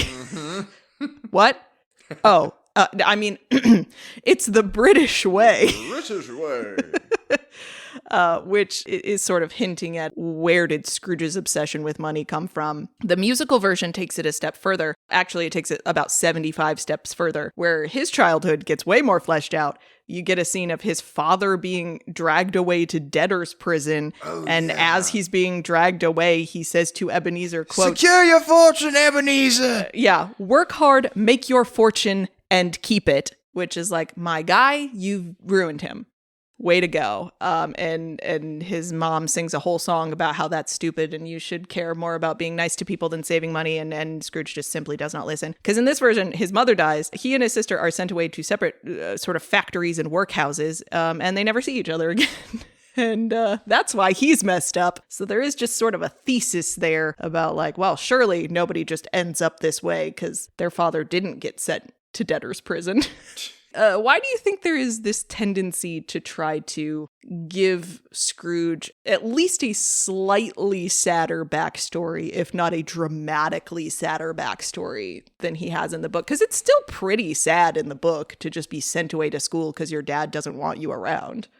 I think it's just one of those things where people tend to adapt the story to be more resonant with what really strikes a chord with whatever contemporary audience needs to see and hear. But at the same time, I wonder if it's just because a lot of people don't really think about how awful it actually is to be divorced from community and to be totally shut off from love. Like, I think what it is like by showing us some of these egregious villain aspects first, it's sort of the Grinch routine of like, let's make this hyperbolic villain and then slowly peel away the ways in which he's vulnerable and like then try to get at why he might be feeling that way actually. And I think what it does in this story is it shows us things like hitting a kid with a ruler or like terrorizing Bob Cratchit as being bad, but then the real gut punch is when you realize that Scrooge just doesn't feel like a human. Like, or if he does,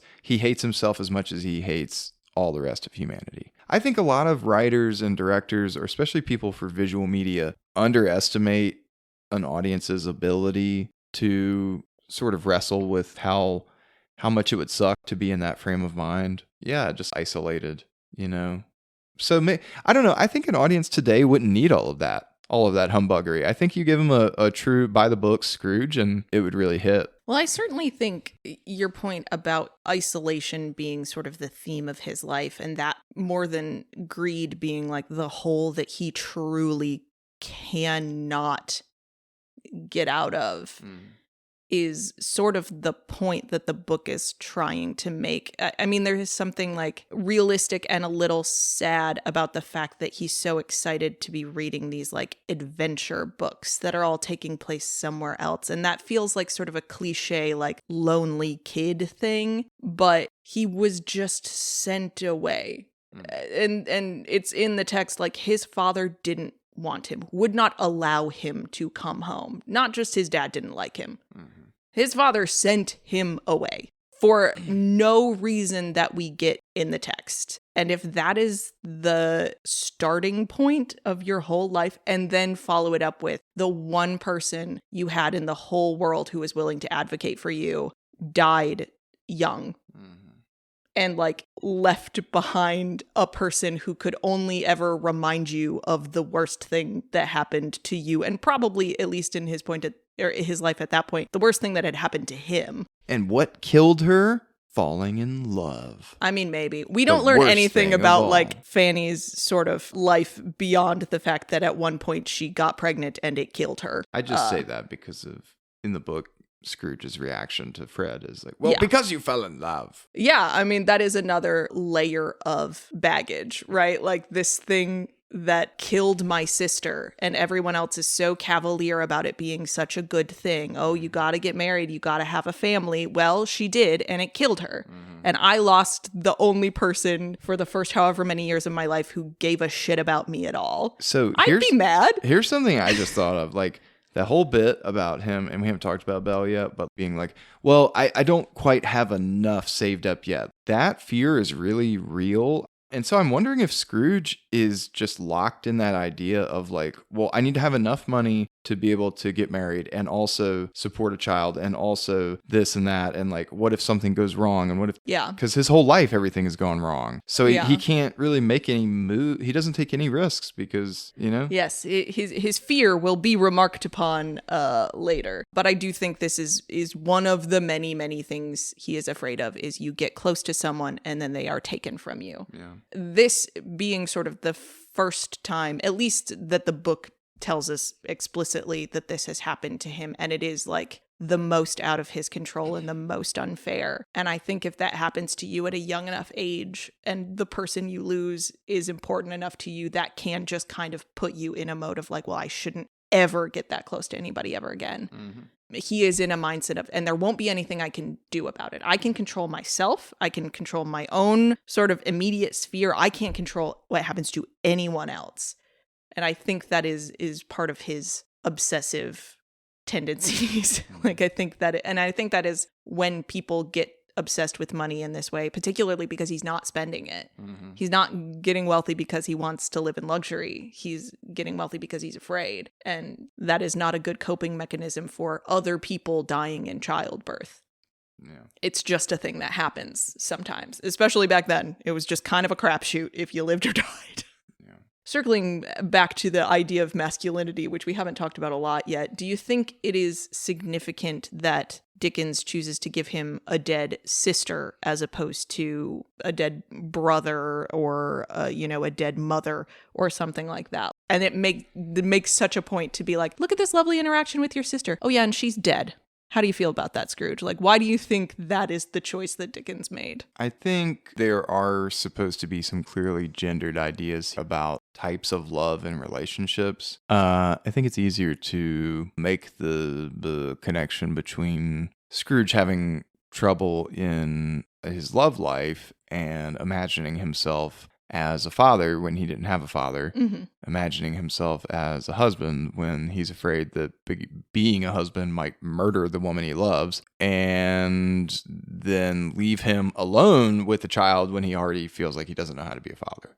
Yeah. And so losing a sister, I think, is that first step in losing the kind of tender love that men are taught is an okay way to express your feelings toward women specifically. Yeah. Your mom, your sisters, your wife, your daughters, grandma, Because I think on some level we're supposed to think of Scrooge as aberrant for being so close to Marley and only Marley and living in Marley's house and things like that. Whereas you could tell that story today and just say, well, Scrooge and Marley loved each other, and now Scrooge is having a really hard time because his lover is dead. So I think we're supposed to see it as a progressive, bit by bit, link by link kind of deterioration of Scrooge's soul, starting with familial love from the father and the sister, and then romantic love denied to his potential partner, and then filial love, I guess. I think that means referring to a parent, but maybe also to siblings in the Marley way. Once the people that are closest to him are out of the equation, there's no way for him to imagine that stepping stone connection between him and a stranger. If you don't have a person who you're really close with to say, oh, I don't know this person at all, but if they're anything like Mark, a really great guy, then you know what I mean?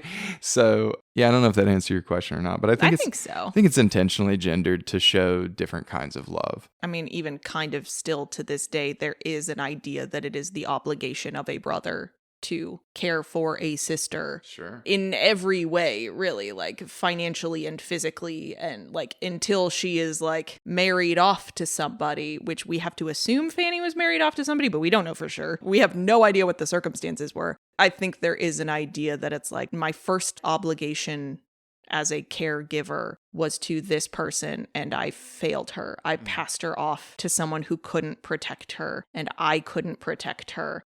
That is, I would assume, I don't know for sure. I am not a man, and you don't have sisters, so I guess you don't really know either. But I think that probably is a particular type of pride that men who have sisters have that can be hurt. And it is maybe not one that men are taught to deal with very well because, your sisters are just going to go out and do stuff and things are going to happen to them. And it's not really your obligation to help them. But I can imagine that being a source of a lot of grief if you were raised to believe that you were there to protect this person and you couldn't. Especially if your dad's basically out of the picture.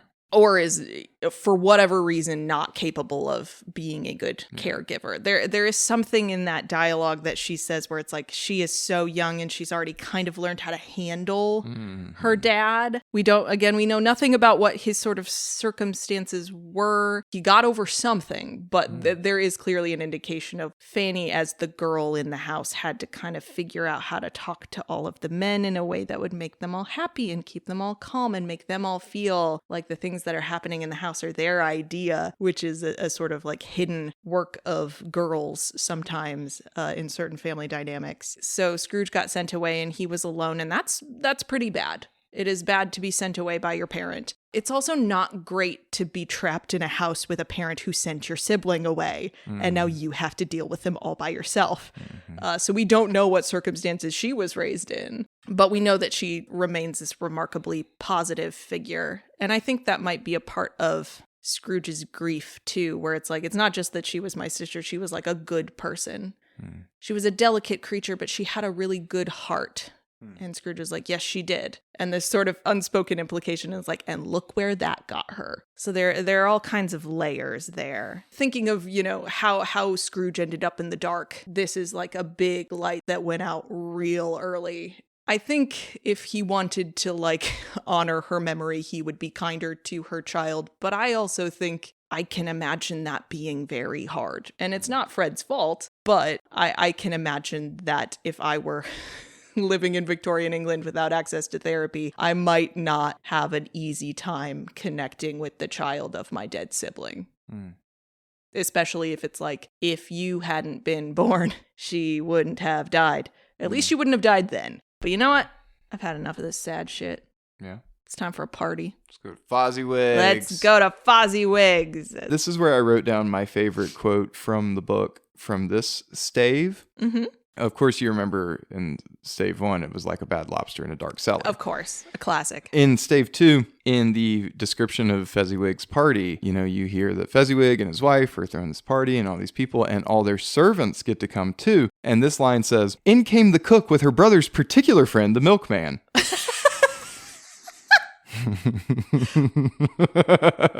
Why you gotta air their business like that, Chuck? I just don't even know if, why it's phrased that way. Her particular friend. His particular friend. The brother's particular friend. Particular friend. Particular how? Best friend? Or they're just fucking. They're fucking and then the cook is like, let me get in on this. They're having a good time at Fozziwig's party. Yeah. Fezziwig's. I am never going to remember which name it is now. Fezziwig is real. It's so funny to me that in the Muppets version, all of the Muppets play characters from A Christmas Carol by their actual book-given name, except for Fozzie Bear, who plays Fozziwig. Yep, he's the only one who's different for some reason. But yeah, we're here at the business where Scrooge used to apprentice. It's a bank, it's a business, it's a rubber chicken factory. Yeah, it's Mr. Fezziwig's, and he's throwing a Christmas party, except again, in the 1930s version, he just kind of gives Scrooge a bonus and sends him on his way, and there's no party, which is very sad. What? I don't know why they cut the party out. It's very sad because that's the best part of all of these movies. That's the one thing they almost all have in common is this is just the best, most fun party you've ever seen in your life. You can only have so much fun at a workplace holiday party, but this one's got a lot of free booze and it's got a lot of dancing and there's a fiddle and people are having a good time. And sometimes Scrooge dances, usually with Belle. His lady friend, if she's there. She's not always there, but she's usually there. The 1999 version even shows Scrooge entertaining Fezziwig's kids, doing little close-up magic tricks for him or whatever, which I think is an interesting nod to sort of Scrooge's evolving relationship to children throughout his life. They're having a nice time, and the whole sort of ethos of the scene is that Fezziwig invites as many people to this party as possible, spends an amount of money on it, not a crazy amount of money, but he's being very generous, and he does this purely out of the goodness of his heart, just for the hell of it, just because he thinks it's fun. It's funny in some adaptations, at least one of them, we see young Scrooge come out and, Master Fezziwig, I was looking over the books and you're spending how much on this party? Yeah, put the books away, Ebenezer. But there's a line in there about Fezziwig only spending X and such. Yeah. He's not spending very much money at all, and he's talking about how much happiness you can create with very little bits of money. And I'm like, huh. Yeah, as they're watching this party, the ghost tries to bait Scrooge basically by being like, it seems like it was sort of a small matter to, quote, make these silly folks so full of gratitude. He has spent but a few pounds of your mortal money, 3 or 4 perhaps. Is that so much that he deserves this praise? And Scrooge gets immediately defensive. And he says, it isn't that, spirit. He has the power to render us happy or unhappy, to make our service light or burdensome, a pleasure or a toil. Say that his power lies in words and looks, in things so slight and insignificant that it is impossible to add and count them up. What then? The happiness he gives is quite as great as if it cost a fortune. And then he pauses and he's thinking about something. And it's just like, all right, buddy. All right, what are you thinking about? What's wrong? And he says, I should like to be able to say a word or two to my clerk just now. That's all. I think the Patrick Stewart version is the only one that has that specific exchange, but it's right there on the surface that Scrooge knows he's not treating Bob Cratchit well. Yeah. He just is in a funk. Yeah. And he's making it everybody else's problem. And all it takes is being like, hey, you had a boss once. Did he treat you the way you treat Bob Cratchit? No. Did you enjoy that he treated you well? Yes. Well, there you go, bud. And it doesn't take a lot for him to be like, all right. Yeah. No, you're right. You're right. I make my clerk miserable and I'm in control of that. That is not a thing that is out of my control. That's a thing that I am doing. You know what I love about that scene, though? Kudos again to the Patrick Stewart version. Not my favorite, but a great adaptation of the book, because in the book it makes it very clear, and it's tough for us sometimes because we've seen this story adapted so often that we overlook some basic fundamental parts. You called out Scrooge for crying immediately when he saw his lost lads of his youth. Yep. Well, but wouldn't you? Right? Like, because what has happened to this man is he is looking around and the world is fundamentally what it was when he was a child. And in this scene, he's seeing all these same people. He's seeing himself. And what I love about that passage you read is he's speaking in the present tense. Fezziwig has the ability to do this to us. Whoa, you're not just remembering, you are reliving feelings that you haven't felt in a long time. One might say you are reclaiming them. Oh! Thank you. I spent a lot of money on an English degree. Yeah, exactly. There are a lot of sequences in the sort of past versions that I do think are very powerful, but I think of the sequences, and we're about to see a very powerful sequence, but I think Fezziwig is perhaps of the people we see in the past, one of the most, if not the most influential on Scrooge, because he has this mentality of like, there really isn't anything you could have done to help your sister. There's really nothing you could have done to make your father not dislike you. But this is the man who mentored you, and you know that you are not doing things the way that he taught you to do them. And I think that's a valuable reminder when you have a figure as just good as Fezziwig is. This story just says like, this is a good man. Yeah. And you knew he was a good man and you liked him and you didn't think he was stupid. You didn't, and you don't think it was stupid for him to throw this party and to invite a bunch of people, whether they quote unquote deserve to be there or not, and give you a bonus and give all his other employees a bonus and invite his family and have a nice time. You didn't think that was stupid then, and you don't think it's stupid now. I just think that's very valuable.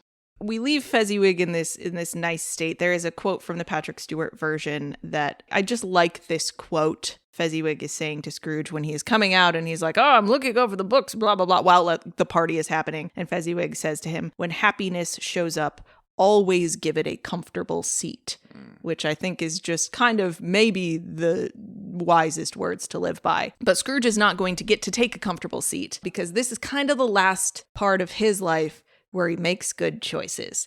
So from Fezziwig's party, we move into another scene of Scrooge whisked forward in time to a scene of himself sitting with that beautiful young woman you may or may not have just seen at the ball. Her name is Belle. She is his fiancée, and she is in the process of breaking up with him. Because they have had a long engagement. A long engagement, and not a good one. So she is already crying when the scene starts, but she's in the middle of sort of telling Scrooge that she really shouldn't be sad because she is aware of the fact that another idol, in her words, has displaced her in Scrooge's heart. This is a masterclass in sort of letting someone down easy while also saying the most scathing things you possibly can to them. So she says, another idol has taken her place and, quote, if it can cheer and comfort you in time to come as I would have, I have no just cause to grieve. And she is, of course, talking about money. She is basically saying like, well, you have started to become obsessed with money. And the story doesn't necessarily tell us why Scrooge has gone from just sort of wanting to be comfortable to wanting to be wealthy. And Scrooge responds basically that he sort of thinks it's bullshit that the world thinks that it's so uncouth to be like openly pursuing wealth, given how hard the world is on poverty, which is kind of a good point a little bit. Yeah, if you're going to be like cast out onto the streets and, run over with a wagon. Yeah. Yeah, whatever happens to poor people in this era, you gotta have money because that's a really bad thing that can happen to you. And he's not wrong about that. But basically what she says in response is like, that's not why you're like this, though. She says that he, quote, fears the world too much because she has watched him over the course of their engagement completely lose interest in any other goal or ambition or interest that he ever had. He has no dreams anymore. She says, all of your hopes have merged into the hope of being beyond the chance of the world's reproach. So basically, you don't do your job because you like your job. You're not pursuing wealth because you want to, for example, build a life with me and make sure that that life is comfortable. You are accruing wealth because you are scared. Yeah. And not of anything specific. You're just scared of every possible thing that could happen to you. And so you have become obsessed with making money. Oh. And that is not a thing that she is interested in being a part of. Well, there's a lot to be afraid out there. If you don't have a tuppence on you at any time, the freaking poor wagon could just run you down. Just like Scrooge's hat at the beginning of the 1930s version. Mm-hmm. It's really bad out there. There are no turn signals yet. Nope. It's really dangerous. Yeah. Horses can move faster than you think. Yeah. So anyway, Belle says all of this about like, you are obsessed with money because you are scared. And he sort of says this snarky thing back about like, okay, fine, but it's not like I treat you any differently. And she is like, you absolutely do treat me differently, because she sort of reminds him that, again, she is being so much nicer than she needs to be at this point. But she's like, we were very young when we got engaged to each other, and we were both poor. And the agreement that we made is that we would be committed to working equally hard to kind of build a life together that we could then share, which involves, spending the money that we acquired on things that we might want or need. But Scrooge is not that person anymore. And we get some interesting back and forth where he was like, well, I was a boy back then. A little boy who cared about like having relationships with people. And she's like, yes. And now you are a man who no longer believes in having relationships with people. And she basically says, I can't make this version of you happy because I am not an income generating asset. And therefore, if we were to get married, you would come to resent me because I don't make you money. And in fact, if we were to, say, for example, try to have a family together, I might end up costing you money, and then you would start to hate me. And she even says, if you were to meet me today, without any of the history that we already have together, would you still want to marry me? And he just doesn't have an answer, which is, to be clear, an answer. So she says, basically, I am very generously going to release you. And he sort of like half-heartedly is like, no, I didn't ask you to release me. And she's like, the point is you would either not choose me anymore, or if you did, you would just be mad at me because I don't have a bigger dowry. And either way, that's not a good footing to start a marriage on. And so we're just not gonna get married. And then she just kind of gets up and walks away. And depending on the movie version, she maybe turns back multiple times to give him a chance to come after her. And he doesn't do it. And old Scrooge is not happy that he does not go after her, but he doesn't. And her final line to him, which again is just kind of a killer, she says, "You may, the memory of what is past half makes me hope you will, have pain in this, a very, very brief time, and you will dismiss the recollection of it gladly as an unprofitable dream from which it happened well that you awoke. May you be happy in the life you have chosen." Damn. That Yeah. is, So kids, if you're Yikes. really looking for ways to break up with someone, look no further. Christmas Carol gives you all the hotlines you need to know. You will someday dismiss the memory of me as an unprofitable dream. so many of the movie versions cut almost all of that dialogue out. And I think that's a real shame because this is the only point where anyone sort of articulates any part of young Scrooge's psychology at any point. At no point is anyone like, hey, Scrooge, why did you get so obsessed with money? She's the only person who's just sort of like, you are scared and you're not even scared of anything specific. So you don't even know what to prepare yourself for. You're just sort of prepping always. And it's the only thing that you care about anymore. And it has made you mean. Yeah. And I think it's a shame to cut that out. And also because it's like, it's one of like 2 women who actually get to say anything in this story. So don't take her lines away from her. She's cool. I like Belle. I mean, good on her for having self-respect in an era where, like, I think breaking off an engagement in the Victorian era was still, like, kind of a big deal. Yeah. That probably, like, made things significantly harder for her. Sure. But we know that works out okay. Her life works out just fine. Yeah, so we'll talk about that in just a second, but I do want... Pinion! We will talk about the pinioning. We will get there. But first I want to ask you, again, we have to do our due diligence and talk about men. Why do you think Scrooge doesn't go after her at that point? Because old Scrooge, with the benefit of time, in almost every version is like, go after her right now. You have to do it now. And of course he doesn't. Why do you think young Scrooge does not go after Belle?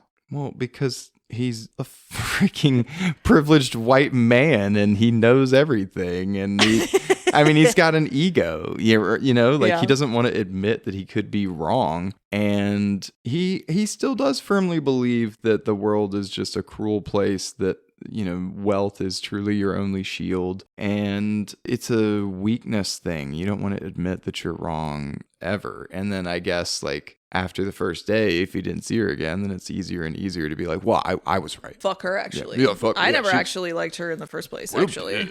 Yeah, I think the sort of other side of Scrooge's coin, one being that he is very, very afraid of everything, the other being that he has a lot of pride. And once he has sort of made a choice, he's like, I have always believed this. This has always been a thing I've done. The number of times that in various different versions of this story, old Scrooge will say something like, well, I never knew that it was fun to celebrate Christmas. And it's like, well, I just saw an interaction between you and your sister where you went home for Christmas and had a nice time. What are you talking about, Scrooge? Of course you knew that people have fun at Christmas. But no, old Scrooge is like, I've never liked Christmas. I've never cared about Christmas. So it's very easy for me to see this being like, I never liked her. And I think that is a very, like, 20-year-old man, or I mean, it could be anybody, but particularly a 20-year-old man. We hope you grow out of it after your 20s is what the thing is. They don't always. They don't.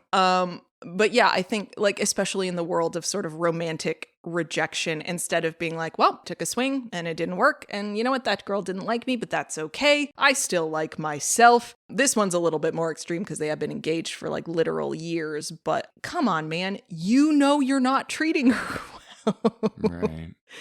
The deal that she made with you was, we'll get married and work together to build a life. And what you said was, no, actually, I'll make a bunch of money for myself and sort of pretend you don't exist a lot of the time. So, boys, if you're going to be engaged to someone, you should probably, like, be around them some of the time.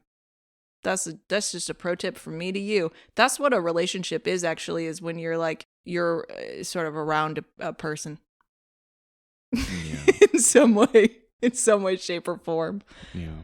But back in the book, Scrooge is very sad at this point. This is a bummer for him. And he asks the ghost to stop showing him such painful memories. But now, hey, Spencer, does the ghost stop showing Scrooge painful memories at this point in time? No. What does he do instead? The ghost wrestles with Ebenezer. He physically wrestles him. Physically. Yeah, Scrooge says, please, spirit, show me no more. Take me away. I'll turn into a better man. I'll be a better man. And the ghost is like, yeah, no, I got one more thing to show you, though, buddy. And Scrooge is like, please, spirit, spare me. No more. No more. And the ghost of Christmas Past says, take your medicine, Scrooge, and fucking full Nelsons his ass, quote, pinions his arms, and makes him watch as Belle lives a life of happiness with a husband and probably some children. Yep. Just to really rub it in. I said to literally add insult to injury because Yes. they're fighting. Because the ghost is like, got your ass, Yes. Scrooge, got your ass. It says this in the book. Physically wrestles Scrooge into the next scene and like holds his head and is like, look at what happens to Belle next. Look at it. Because Belle, it turns out, does not share his sister's fate that he is, so afraid of and needs to completely change his personality in order to avoid. She has kind of a nice future, and the ghost shows it to him. Takes her to her, small but comfortable home. She's got some kids. They're kind of rowdy kids, but like they're nice. They're having a good time. Her husband walks in with his arms full of gifts for all the kids, and he's like, "Oh, Belle. So weird. I saw one of your old friends this afternoon." And she's like, "Crazy. Who?" And he's like, "That guy, Mr. Scrooge. I passed by his office window, quote, and as it was not shut up and he had a candle inside, I could scarcely help seeing him. His partner lies upon the point of death, I hear, and there he sat alone. Quite alone in the world, I do believe." And at that point, Scrooge finally gets upset enough that he insists that the ghost take him away, and they sort of wrestle again for another moment, at which point Scrooge puts a hat on the ghost's head and extinguishes his light. End of stave 2.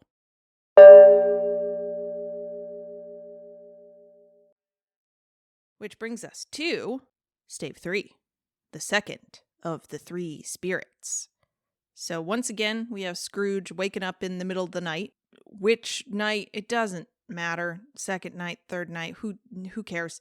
But this time, he is ready. He's on the lookout for ghosts, which he initially doesn't see, but then he notices that there is this light coming in from the adjoining room, and so he goes in to investigate. And this room, I feel like, is one of the more iconic images from this story.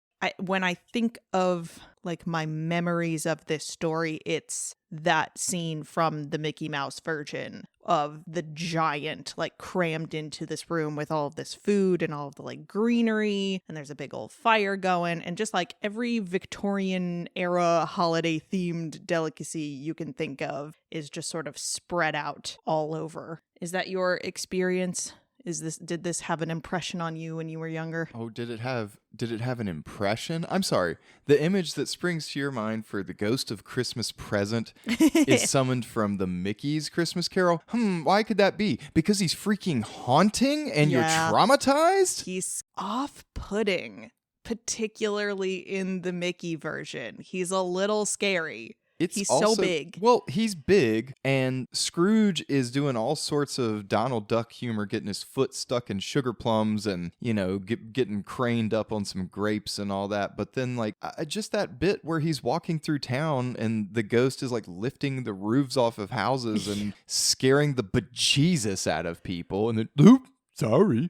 Just a little doofus. Yeah. He's frightening. I will say, in terms of depictions and like how the Ghost of Christmas Present tends to be styled, I think it's the most consistent throughout all of the versions. Most adaptations get the look of the Ghost of Christmas Present more or less correct.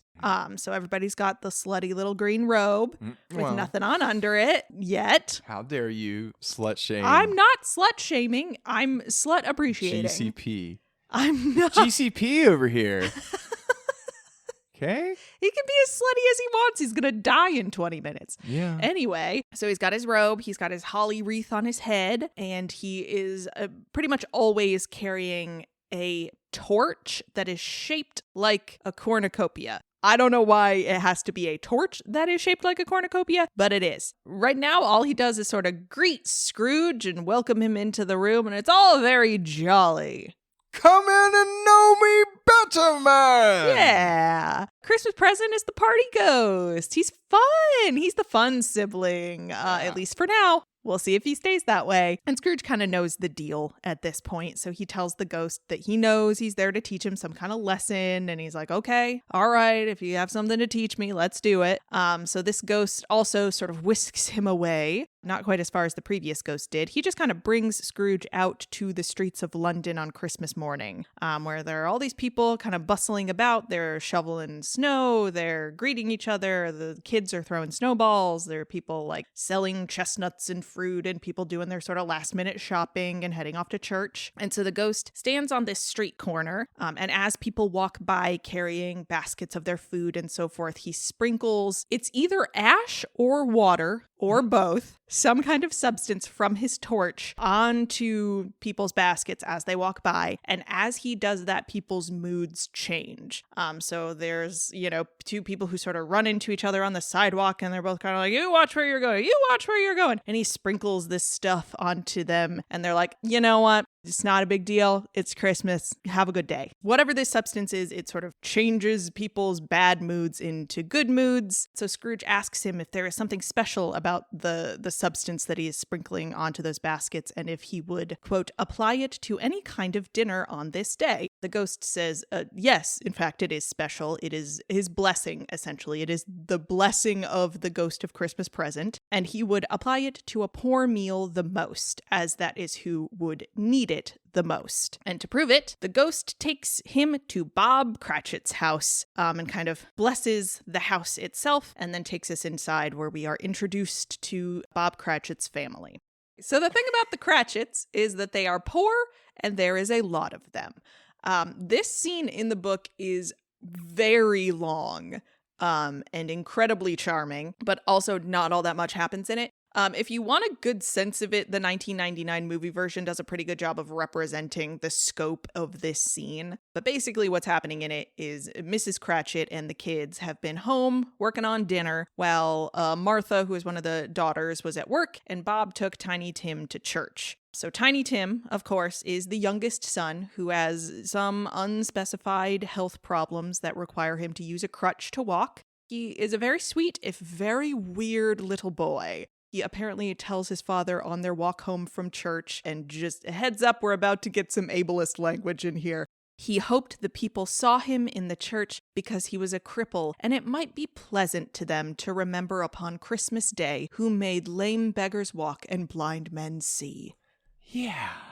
Yeah. People love that, Tim. Yeah. Which, I'm sorry, Chuck, this is just not how kids talk. Just no child has ever spoken that way. But Tim is perhaps a little bit more of a simple than a real person. Poor little guy. Not really much of an identity beyond sort of just being a sick child who is there for other people to talk about. And who just has an undeniable optimism despite being in the poorest family in town. Yeah, just a little unrealistic, but that's okay. What is most moving to me is how other people sort of react to Tiny Tim. It says, Bob's voice was tremulous when he told them this, and trembled more when he said that Tiny Tim was growing strong and hearty, because he isn't. He's not, and everybody in the family kind of knows that Tim is not doing well, and they all are just sort of telling it like, yeah, he's really doing well, he's gotten a lot stronger, he's doing great, he's gonna grow big and tall and strong, so that they don't have to sort of face the truth that the ghost is gonna tell Scrooge here in just a moment. But we don't need to dwell on that yet. The family all sort of sits down to dinner, which, based on the description, sounds delicious. They're going wild about this goose. They're beating on the table. They're all excited about this goose. But Dickens does something really heartbreaking in this scene, which is, he's describing all of the different food on the table, and it all sounds so good, but it's interspersed with these descriptions of Mrs. Cratchit's anxiety about the food, and how everyone is being so careful not to criticize any of it. Spencer, would you like to read that quote there about the dessert? A wonderful pudding, Bob Cratchit said, and calmly too, that he regarded it as the greatest success achieved by Mrs. Cratchit since their marriage, which is hilarious because there's like 4 kids in the room, but whatever. Oh yeah, fuck they have them. like 57 children, but anyway. Mrs. Cratchit said that now the weight was off her mind, she would confess she had her doubts about the quantity of flour. Everybody had something to say about it, but nobody said or thought it was at all a small pudding for a large family. It would have been flat heresy to do so. Any Cratchit would have blushed to hint at such a thing. Yeah. So you and I have both belonged to families that have maybe not had this level of economic anxiety, but we weren't using a fork and a knife to slice a single pea.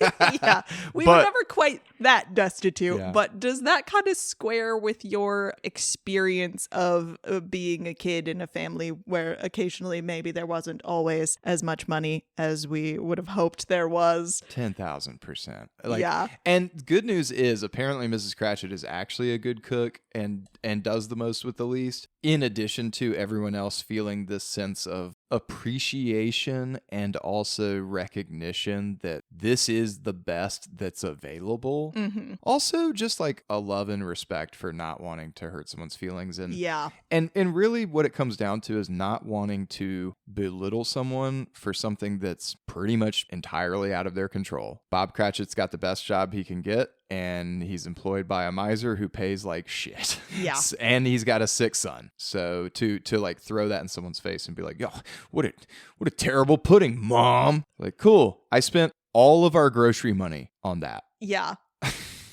And like wasn't even sure until just now if it was even going to turn out. Right. Like we could have just not had this. Yeah. I really had to get creative to make this happen for you. Like, for example, I know for a fact my mom has had points in her life where she has elected to not eat to make sure that her kids can eat food. Yeah, man. The idea that, like, what did that pudding actually cost this woman? Legitimately, she's probably had a plan of like, okay, well, if I don't do this, this, and that for myself, then I can give my kids a Christmas dinner. You were both tearing up over Yeah. here. We're like, damn. Oh, God. But it's, anyway, Christmas Carol. There you go. Yeah, I think there are kind of like load-bearing characters that determine how like moving I find any particular version of this story, and Mrs. Cratchit is absolutely one of them because Good thing Miss Piggy kills it though. yeah.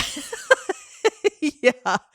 There is just something about towing that line between like how much do we let the kids know that things are not good, that push and pull between like, oh, the kids absolutely know, like you're trying your hardest to keep it from them and they're trying their hardest to keep it from you, that they are aware that their mom is so anxious about that. Like it's just such a sad dynamic, but it is one that is like very full of love. Like that is a group of people who all love each other enough that they're like, we are going to do everything we can to make sure this is a nice day and nobody is going to say anything to Mom about the pudding.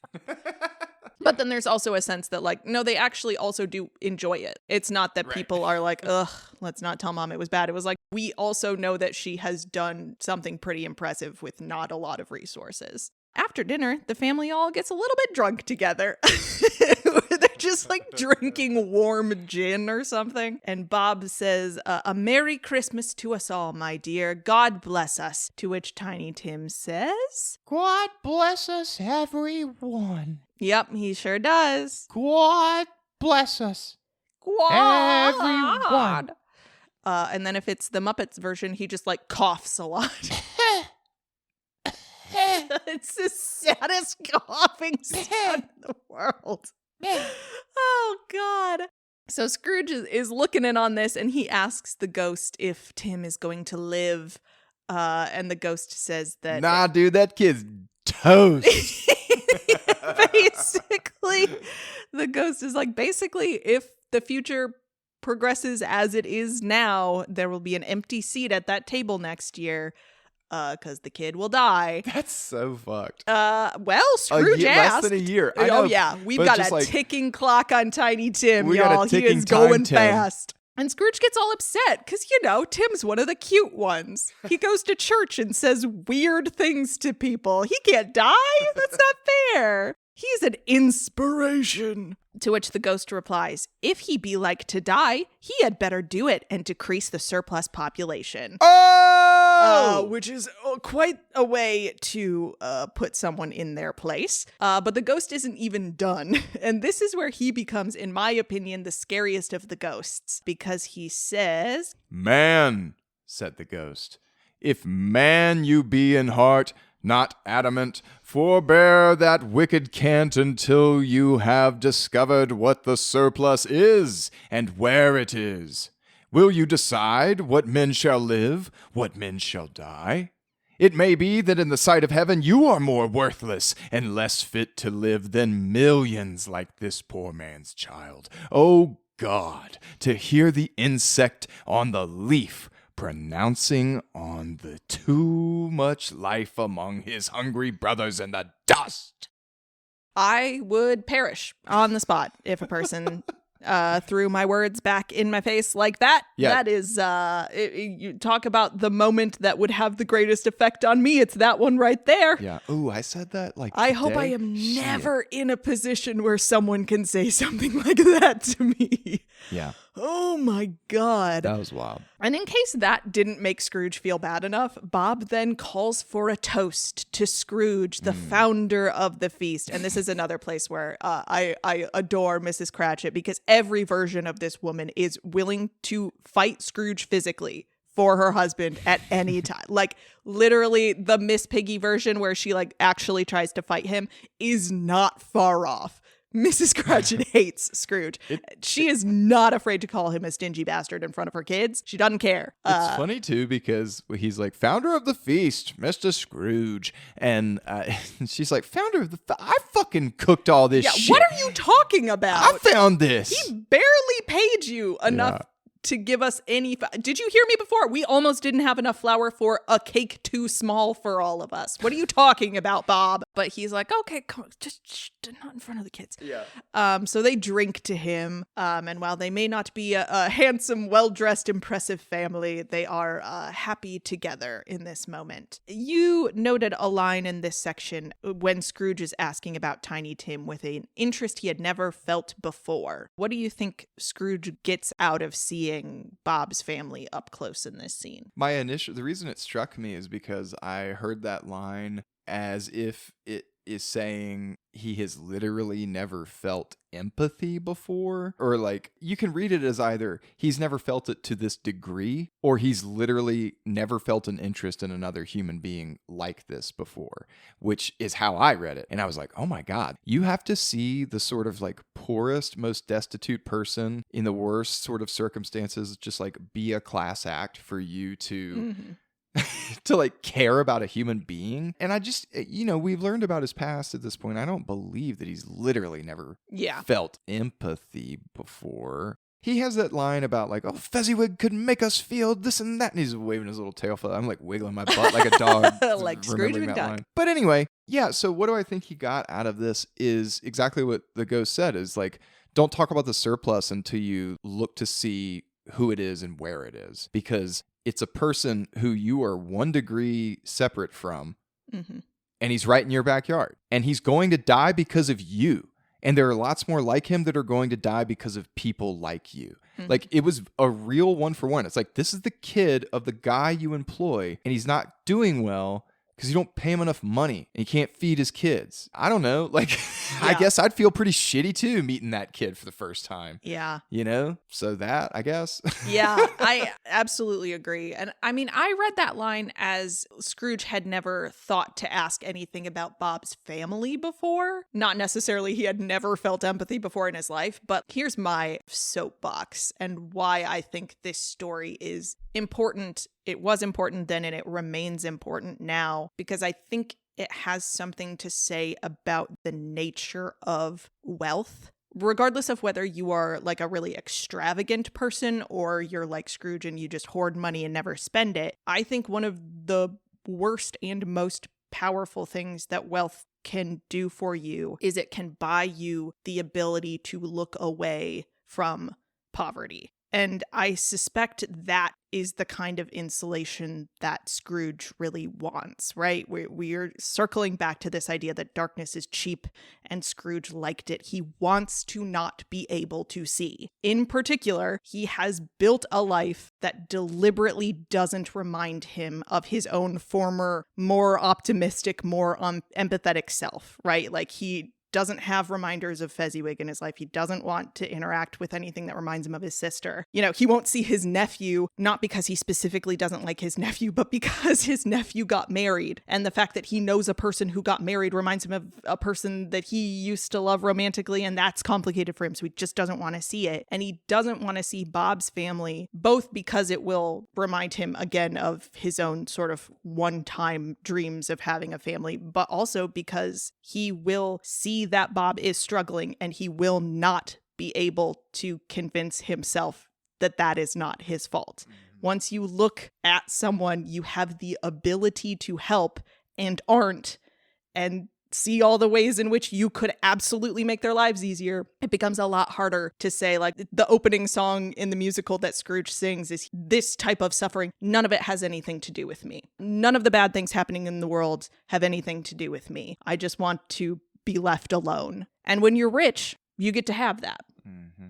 You can live in a giant house with a giant yard around it with gates, and you can live in a gated off community, and you can have people go and do all of your errands for you, so you just never have to see anyone outside of your own economic sphere. And you don't even have to be rich. You can just be a person who has enough money to pay the bills. Yeah. Like, we are not affluent, and yet we still live in a class shelter. And so it's hard sometimes, even when you want to do good things, to be like, okay, well, where do I look? Because we don't live where Tiny Tim lives. Well, yeah. And I think beyond just wealth, this is what privilege does for you. Like, that in my mind is what it means to have a certain type of privilege. It means that there are certain types of hardship in the world that you can choose not to engage with. You literally don't have to face it. Yeah, depending on what your race or your gender or your ability level or your sexuality is, you can just be like, well, there's something bad happening over there, but it's not happening to me. Mm-hmm. And so I can choose if I want to engage with it or not, whereas other people don't get to just not have other people be racist to them. Right. Or, you know, whatever the thing is. But sometimes people do want to use that cop-out of like, but that's got nothing to do with me. Yeah. And it's like, no, but it does. And yeah. The whole point of this story, I think, to say something about wealth is to say something about humanity and how we choose to share resources, or just how we choose to share our time, our love, our planet, everything. And when someone has so much more than another person, something has to be out of balance. For one person to be a Scrooge, you get hundreds, thousands of people to be a Cratchit. That's what's so fucked up about it. Even if you don't see it, yeah, it's got everything to do with you. You know, we said before that Tiny Tim himself is a bit of a caricature. Not a real boy, but he kind of doesn't need to be a real boy. He just needs to be a young boy. And I think it helps that he's a boy, because we know Scrooge has issues with girls. But he is a boy who is in Scrooge's orbit, that he can see, that he could save, and that he is not. And that is enough. We've already seen Scrooge in this story, at least the book version, make those connections to people in his real life from his past very, very easily. He has already kind of come to the realization that, like, I could be more like Fezziwig and make Bob's workplace experience more positive. But now he is kind of taking it a step beyond that and saying, if I paid Bob better, his son would not be having these health problems. And that is, like, why Scrooge's intervention looks the way that it does. The Ghost of Christmas Past shows up to be like, yourself is not static. You used to be different, and becoming the person that you are now has cost you a lot of good things and cost other people a lot of good things. And now the Ghost of Christmas Present is there to be like, in addition to being personally miserable, you're hurting people. And there's one of them right there. Actually, there's a whole group of them, but there's one in particular that you don't get to say Tiny Tim should just go off to a workhouse. He can't. He physically can't. That's what the charity guys were trying to tell you at the beginning by saying, like, well, certain people would rather die than go to a workhouse. Tiny Tim, it doesn't matter what he wants. He can't. He would die in a workhouse. His choice is die at his family's house, die in a workhouse, or maybe somebody pays his dad enough money that he can get real food and medicine, and maybe he'll have a fighting chance. And, you know, that's pretty persuasive. Certainly works on Scrooge. I wish it would work on more people in real life. But getting people to actually engage with things that are this uncomfortable is very hard. There is a human tendency to want to look away from things that are this big and this scary. But I also think that's why it's helpful that this ghost is like, here's one family. I'm not going to take you to every single poor family in this entire city. That would be overwhelming for you, and you would retreat back into like, well, I can't possibly help all of these people, so I just shouldn't help any of them. This problem is too big, and because it's so big, I get to just wash my hands of it and say I'm not even going to try. Because it's got nothing to do with me! But I think that is maybe one of the better lessons for everyone, regardless of how wealthy you actually are. Break the big problem down into smaller sub-problems, and maybe try to find one of those that you can do something about, because otherwise, boy's just gonna die, and that's gonna make everybody really sad. Boy, is it gonna make everybody so sad. As they would say in my family, we would just ruin Christmas. And it would. It would.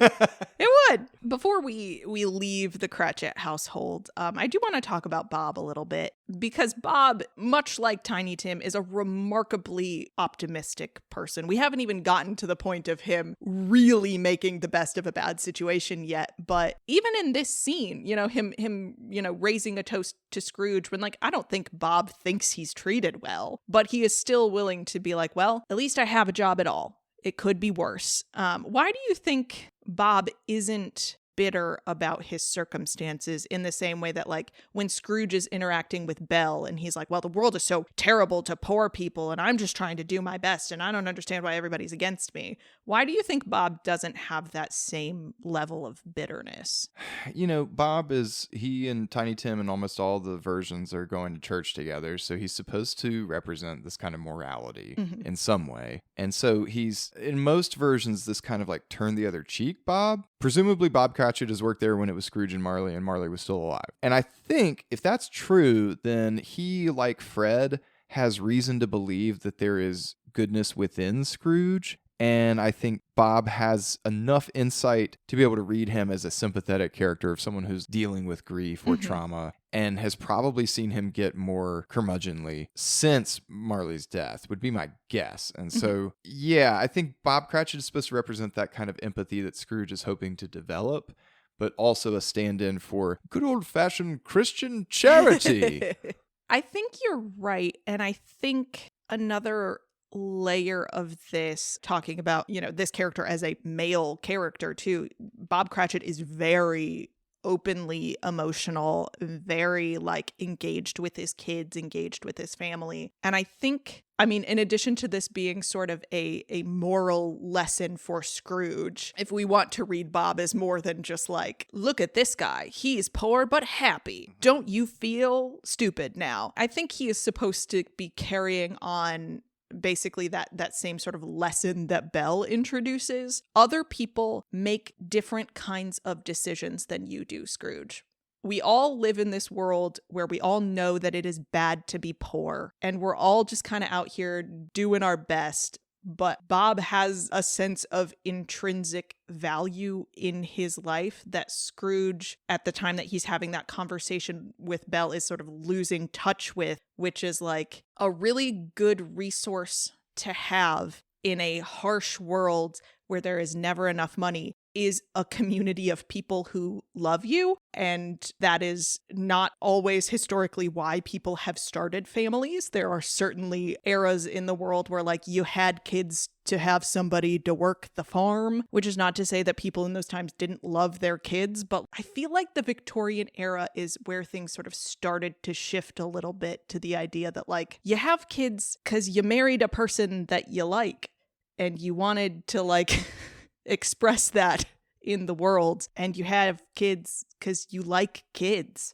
and you want to have them around. And I think he sort of is representing a counterpoint to Scrooge not wanting to marry someone who's not going to bring any money into his life. Bob is just sort of like, why would I, that isn't why you get married. That isn't why you have children. You have children because you love them. and you get a job so that you can take care of them, not the other way around. There was that schism, though, because this was also during a time period where, again, the poorer you were, it might have been a good economic investment to have a kid so that you could send them to industrial factory jobs. Sure. Because that was running rampant at this point too. But I think there's something to like the deterioration of class, family, British arranged marriages, like those kinds of things. You know what I mean? Like, yeah. This is, at least in Britain, the beginning of the idea of the middle class a little bit, where we're seeing much more stratification. That's what Fred is supposed to be, right? Because to Scrooge, he's poor, but to Bob, he's rich. So yeah, he is in between the two.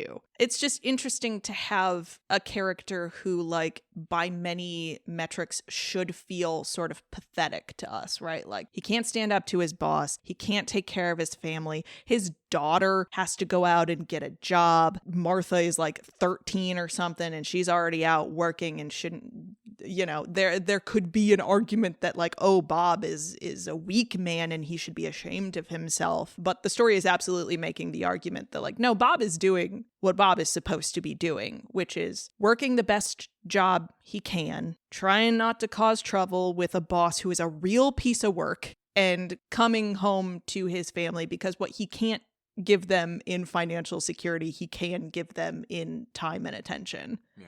And the story is saying, like, in a world where, you know, we have an ascendant middle class, it is worth starting that conversation. Maybe we should get people comfortable so that they can spend time with their families, a thing that maybe you might want to do. Who knew? Fortunately, Al Gore would come along like 150 years later to really hammer that home. Go to the soccer practice, man. I think another reason old Robert Cratch is such a optimist is, like, he just values different things differently. Like, he values relationships in ways that are perhaps more important than the way Scrooge values money. Like, I mean, you know, he could hold it even to a higher esteem. He gets more bang for his buck out of the things that he likes. Yes. It's nice to me that this story doesn't code that as specifically female. It's not like, oh, Belle is the only person who wanted a family. It's just sort of like Scrooge is surrounded by people of all genders who are all like, don't you just want to, like, hang out with nice people? Isn't that fun? Don't you want to have a nice time with people that you like? I'll quote Ed here recently, friend of the show, Ed McLean, aka Black Dad on SoundCloud. He told me recently, he's talking about disciplining his kid corral. He's got 9 or 10 children now. He goes, you got to be strong to be gentle. And I thought about that, and I was like, oh yeah, that's right. Being gentle is a choice. Right. I choose to behave in such a way that it won't hurt you. If self-control is a skill. Right. If you're weak, you can't be gentle. You can just be weak. And so you have to try and use all of your strength to do something that a strong person could do gently. Bob Cratchit's a nice, refreshing representation of a strong masculine identity that can often be read as this sort of like weakling beta because he's well, look, he is taking it just on the chin every day from Scrooge. And he comes home and he doesn't drink. He doesn't beat his wife. I know I'm setting a really low bar here, but I'm just saying, like, I'm just being realistic. For the time, though, he doesn't sell his children. You know what I mean? And instead, he takes all that energy and turns it into positivity. And he invests so much time in trying to, like, mold these children into good human beings. And, like, that's how strong he is. When they do have Christmas dinner in the future, what he says about Tiny Tim not being there is the ultimate strong Cratchit. Of course we're sad. I want you to feel that. But also, and this is where he values those relationships, we're going to be glad for the time we got to spend with him. Yeah, well, and he'll even say something along the lines of, when we get into fights with each other in the future, we'll remember Tim and we will learn to let things go. Yes, this is our first of many partings, whatever, we'll talk about it. But we'll get there. Shit. Yes. But I just wanted to call that out in terms of that theme of, like, he's not weak. Anyone who reads a Bob Cratchit is just like, oh, just some Scrooge's simp or what. It's like, shut up, pay attention. He's Mrs. Cratchit's simp. let's be clear. Big wife guy, Bob Cratchit. Yeah, he's a wife guy because in no way is Mrs. Cratchit mediocre, so the term simp does not apply. Yeah, we'll talk about that later too. But anyway, wrap up this lovely scene with the Cratchits. And from here, the ghost takes Scrooge out on a whistle-stop tour of other Christmases happening all over the country or the world or whatever. Here's a ramshackle mining town where people are sitting down to a meal. There's these guys out in a lighthouse who are sharing a drink together. There's people out on ships celebrating Christmas. Everywhere, people are sort of making the best of whatever circumstances they're in to celebrate together. I will say this is the only part of the 1999 version that made me cry, was the prisoners singing Christmas songs together. And then finally, the ghost brings Scrooge to his nephew Fred's house, where he's having a kind of cozy little gathering. He's got like the in-laws over, some of his friends are over. And this scene is great because Fred is already laughing when they enter the room. And it says that whatever he's laughing about, his laugh is so infectious that his wife can't help laughing too. And we will pause here just real quick, because here the narrator feels the need to point out to us that Fred's wife is, as it happens completely incidentally, so incredibly hot. Like, so hot you wouldn't even believe it. Like, this narrator, who, if you'll remember, was already horny for Fred, is also horny for Fred's wife in a way that is, like, almost off-putting. Specifically, she has very kissable lips. Yeah. She is apparently born to be kissed, and her beauty is, and I quote, provoking, but satisfactory, too. Oh, perfectly satisfactory. Fred is for sure not a simp. They are well matched, both incredibly hot, good for them. And anyway, that's just, I don't know. It's so weird. The narrator like doesn't assert themselves all that often, but when they do, they really do. But anyway, all the people in this group are laughing about Scrooge calling Christmas a humbug. And everybody else at this party is like, Scrooge sucks. But Fred kind of has a hard time agreeing, except in the Muppets version. The Muppets version of Fred is kind of a dick. So shitty. It like really, really undercuts the entire point of that character. But anyway, Fred knows that the person that Scrooge hurts the most is, in fact, himself. His money doesn't do him any good. He's deliberately depriving himself of pleasant interactions with people who would be nice to him. And Fred insists that he is going to keep being kind to his uncle and keep inviting him to things, no matter how mean his uncle is to him, in the hope that it will influence him to be kind even a little. And specifically in this scene, he says, if it only puts him in the vein to leave his poor clerk 50 pounds, that's something. So Fred has that kind of longer view of, even if he'll never really want to spend time with me, maybe if I'm nice enough to him, if I model that behavior for him often enough, he might like be nicer to Bob or to someone else. So why do you think Fred is so adamant about wanting Scrooge to be a part of his life?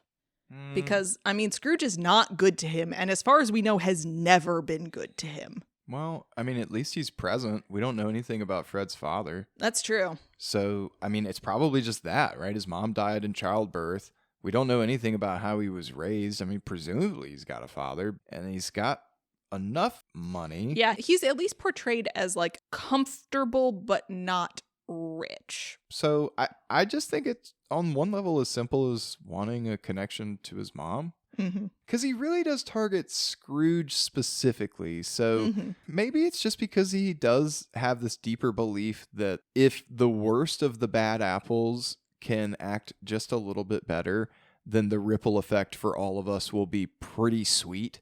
Yeah. And of course, we know the ending. It is. It's great. But I think it has more to do with the mom thing. Tell me about my mom. Yeah, one thing that this story does insist upon is that having connections with your biological family is important even if they're bad to you, which is not necessarily a message that I, without reservation, endorse. Maybe if someone rejects you from the day you're born and continues to reject you forever, you don't keep inviting them to dinner.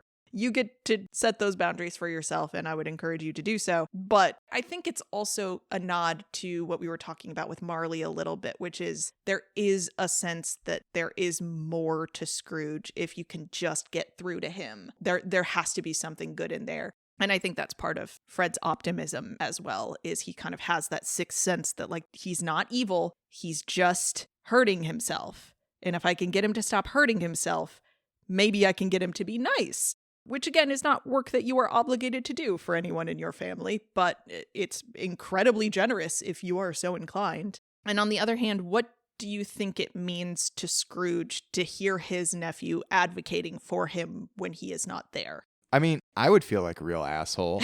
So, because I think if you're Scrooge, the only way you can behave that way is if you truly believe that not a single soul in the world gives a shit if you die. And so you can treat people however you want. It doesn't matter.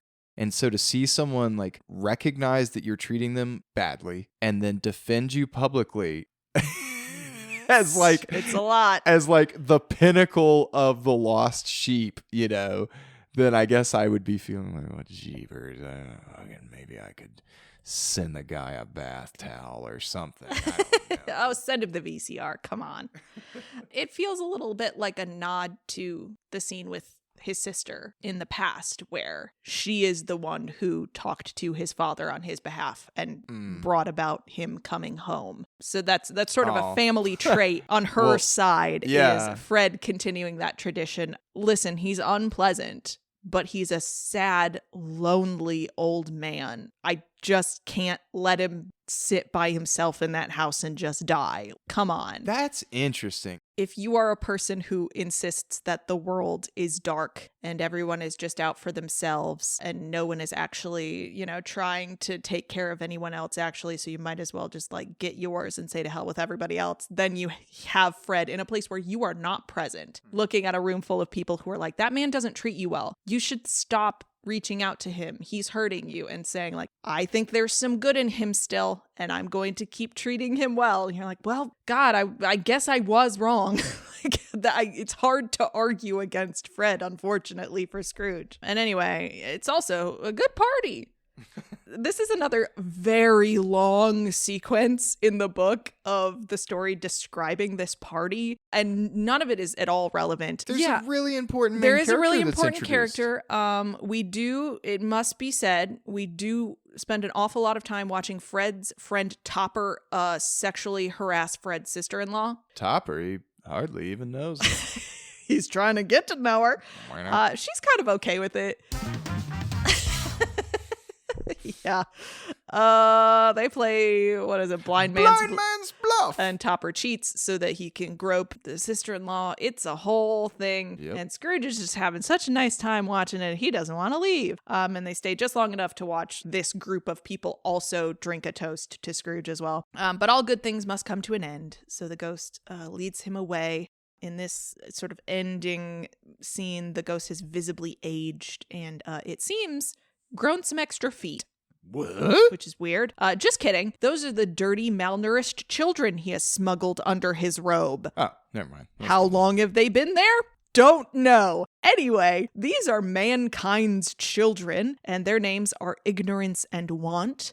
The ghost warns Scrooge to beware of them both, but especially ignorance, quote, "For on his brow I see that written which is doom, unless the writing be erased." Read a book. Yeah, speaking of, several movie versions, including the Muppets, the Mickey version, and the 1938 version, all cut this interaction out of the story. Why do you think this interaction, this ignorance and want thing is in here, and why do you think they might have cut it? Well, they cut it because it's weird. It is weird. It's freaking weird to have kids under your coat. It is weird. So that's pretty straight up and down.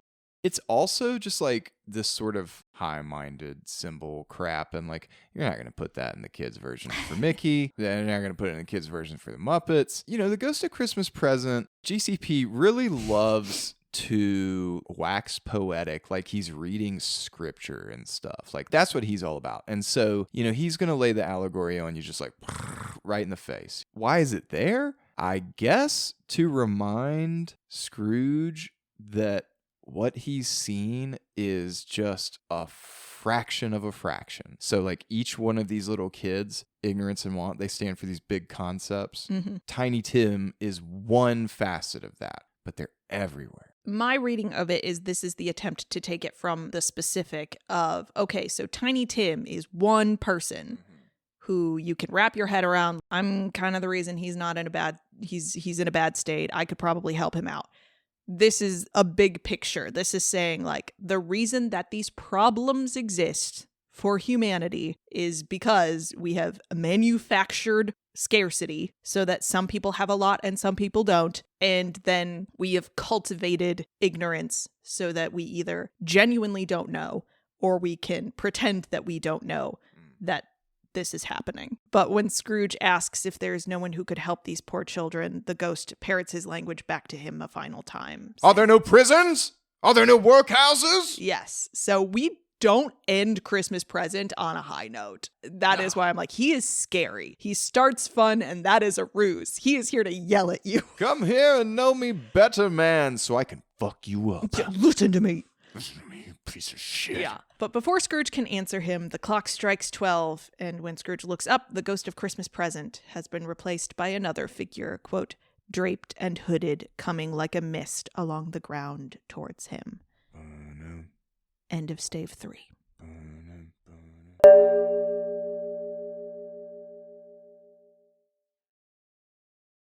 All right, stave 4, the last of the spirits. So this is the only one of the 3 spirits that the book refers to as a phantom. So it is completely shrouded in a big black cloak with just one hand kind of sticking out. I do want to talk about how this ghost is presented in the movies real quick because the discrepancy is wild. So a lot of them get this one right. 1999 version, the 1938 version, like dark robe, no face, hand sticking out, pointing him around. Great, top notch. My least favorite part of the musical version is the way that they have styled the Ghost of Christmas Future. Because she's like wrapped up like a mummy in an all white outfit. It's just like strips of fabric kind of wrapped around her and sparkly makeup. It's just terrible. She looks terrible. I don't know why they did that. And then, of course, in the Disney version, it's just Pete. And he lights you on fire with a cigar. He sure does. And yep, that's smoking awesome. a cigar. That's so scary. It's not like the Ghost of Christmas Past where it's like hard to pin down how they're supposed to look. This one is easy.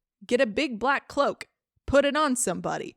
How is this hard? Why are we struggling with this? Why not evoke the Grim Reaper? It's right there. But anyway, some of them choose not to, and I don't know why. Anyway, at this point, Scrooge is 100% with the program, and this spirit really freaks him the fuck out. But he still is like, no, the other 2 have been here to help me. You're probably here to help me. I really do want to try to become a different man. He has turned the corner at this point. He is fully like, all right, I want to learn. Let's go. So the ghost takes him to work, or at like a place where he occasionally goes to do business. There's this group of businessmen that Scrooge knows. They're all kind of standing around and talking about some colleague of theirs who has just died. They don't seem terribly upset about it, and they don't seem to know a whole lot about the guy. They don't know how he died. They don't know who he left his money to, but they're all like, oh, God, should we go to the funeral? Like, nobody is going to go to this funeral. Should we go? And one of them is like, well, I don't mind going if a lunch is provided. Ha ha ha ha ha. These guys also seem like they suck.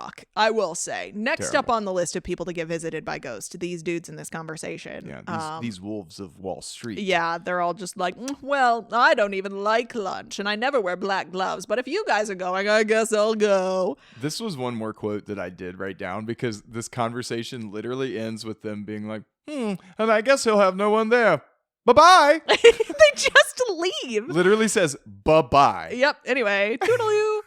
And the ghost just doesn't really explain. Well, the ghost doesn't talk at all, but Scrooge gets no explanation as to why he has just witnessed that. And from there, they travel to the poorer end of town, where 3 people have shown up to see a rag and bone man named Joe. I'm a rag and bone man. Yeah, a rag and bone man is essentially like a pawn shop. I'm a rag and bone man. Yeah, it's just a place you go to like hawk stuff. Welcome to Butt Ugly's Stuff Hut. Welcome to Plug's Butt Ugly Stuff Hut. Butt Ugly Stuff Hut. Yeah, and they all have some stuff, some butt ugly stuff that they would like him to appraise. And it's mostly just like some household objects. Got some rags, got some bones. Yeah, some teaspoons, butt ugly stuff. boots, bed curtains with the rings still on them, and like one pretty nice shirt. Is the haul that these people have brought. The shirt's still warm. Wow. And where did they get these objects? Why, off of some stingy dead guy, of course. And they're all like, I mean, listen, it's a little unsavory to literally take the shirt off a dead man's back, but you're a rag and bone man, Joe. You understand where rags and bones come from. Yeah, well, and the guy's not going to use it anymore. He doesn't need it. And anyway, quote, every person has a right to take care of themselves. He always did. If he wanted to keep him after he was dead, a wicked old screw, why wasn't he natural in his lifetime? If he had been, he'd have had somebody to look after him when he was struck with death instead of lying, gasping out his last there alone by himself. Metal. Not a lot of love lost on this dead guy. No one is going to miss this man. Whoever it is. And I do like that she says he wasn't natural. Yeah, I was going to bring that word choice up. He was so cruel to people in his lifetime that it seemed unnatural. You're like, you don't see yourself and other people. There's no belief that each belonging to you as good belongs to me, that there are reciprocal reactions and how we treat people. I don't know. So that to me, that's freaky when I meet people like that. It kind of harkens back to Fred's quote from the very beginning about like Christmas time being a time where you sort of realize that you have things in common with other people, that you're like sharing the planet with people and not just like a little satellite all by yourself. Satellite. Can I go? Okay. So Scrooge is starting to get a little bit upset now because these people are being a little disrespectful about this dead guy. So he asks the Phantom, like, what's going on here? Who is this person that they're all talking about? And the Phantom, to his credit, takes him to the covered body of the dead man. He's lying under a sheet. Scrooge could lift up that sheet and see who this person is, but Scrooge can't bear to do that. So instead, he asks the Phantom to show him a scene of someone, quote, who feels emotion caused by this man's death. Okay. All right. Ask and you shall receive. So the Phantom takes him to see a family. So there's this woman and her children are kind of anxiously waiting for the husband to come home. And when he does, the woman is like, is it good news or bad news? And he's like, well, it's bad news. And she says, are we quite ruined? And he says, no, because the circumstances were this family was in debt to someone pretty heartless, apparently. But hey, he just died and their debt hasn't been transferred to anybody else yet, meaning that they have enough time to come up with the money after all and presumably not get like thrown out of their house or whatever their circumstances were. So they're saved. Huzzah! Thank God this guy died and saved them from this terrible fate. That's what you wanted, right, Scrooge? You wanted to. That's an emotion. That's good happiness is an emotion. Yeah. It was not what Scrooge had in mind. Why show me this? He says, and here he sort of amends his question a little bit. He says, let me see some tenderness connected with a death. He doesn't say that man's death. He says a death. He's really monkey pawing this. Yes, he is doing all the spirit's work for him. He doesn't have to try to justify any of this at all. He's like, okay. All right. So once again, the Phantom gives him what he asks for and takes him back to the Cratchit home, where they are, as the Ghost of Christmas Present predicted, in mourning for who else but little Tiny Tim, who did die, unfortunately. So they are all quite sad. But Mrs. Cratchit, she is like alone with the kids at that point. Bob is not home. They're like, oh, we're all sitting around crying. And she's like, no, we can't. I wouldn't show weak eyes to your father when he comes home for the world. I wouldn't show weak eyes to your father when he comes home for the world. Oh, God. So Bob comes home and he tells them that, he's been out picking out Tiny Tim's burial place, essentially. And just to make sure the emotional resonance of this moment hits home properly, Spencer, could you read this next quote in a Kermit the Frog voice? I think that's really going to give it the emotional resonance it needs. I wish you could have gone. It would have done you good to see how green a place it is, but you'll see it often. I promised him that I would walk there on a Sunday. My little child. Cried Bob. My little child. Oh, God. So there is no mention of watching the ducks in the book version, but we'll sort of give the Muppets the definitive canon interpretation there. He is up on a hill so he can watch the ducks. So, he kind of No, don't don't cry. Don't cry, children. All those little sad pigs. It's okay, Peter. You have a name in this version. Yeah, sometimes Peter gets to have a name. So Bob kind of goes upstairs to where they just have Tim's body like lying in state surrounded by Christmas decorations. And then he sort of collects himself, goes back down to the rest of the family and was like, oh yeah, I saw Mr. Scrooge's nephew earlier today. And, Fred had kind of asked him what was wrong. And Bob told him, and he said, quote, I am heartily sorry for it, Mr. Cratchit, and heartily sorry for your good wife. By the by, how he ever knew that, I don't know. Knew what, my dear? Why, that you were a good wife, replied Bob. Everybody knows that, says Peter. Very well observed, my boy, cried Bob. I hope they do. Heartily sorry, he said, for your good wife. If I can be of service to you in any way, he said, giving me his card, that's where I live. Pray, come to me. Now it wasn't, cried Bob, for the sake of anything he might be able to do for us, so much as for his kind way, that this was quite delightful. It was quite delightful. It really seemed as if he had known our Tiny Tim and felt with us. So, yeah, that's just another instance of Fred being a solid dude. So solid. So solid. So hot. My good so man, Bob. solid. Bob Cratchit. Yeah. In the 1938 version, Fred actually does meet Tim and they do know each other. But that's just the kind of guy Fred is. If he finds out that somebody he sort of knows is having a hard time, he's going to give you his card. He's going to be like, let me know what I can do for you, man. Bob, I understand you're kind of a wife guy. I'm also kind of a wife guy. Us wife guys got to stick together. I hear your wife's pretty hot. Cooks a mean bird. Have you seen my wife's super kissable lips? So kissable, so pouty. They're provocative, but satisfactory at the same time. You know what I'm talking about. And that's Bob. also how Mrs. Cratchit's pudding is. That's why you got so many kids. Oh, yeah, her pudding. That's why you got so many kids, right? Is that good pudding? That's sticky pudding. Anyway, how are those kids? Oh, one's dead. The child's dead. Fuck. Yeah, I just wanted to talk about our hot wives together. Shit, Bob. I'm terribly sorry about that. That's terrible. I hope you and your hot wife get over that real soon. Anyway, if you're into swinging, come on over. Wife guy out. I'll tell Topper to only grope you a little.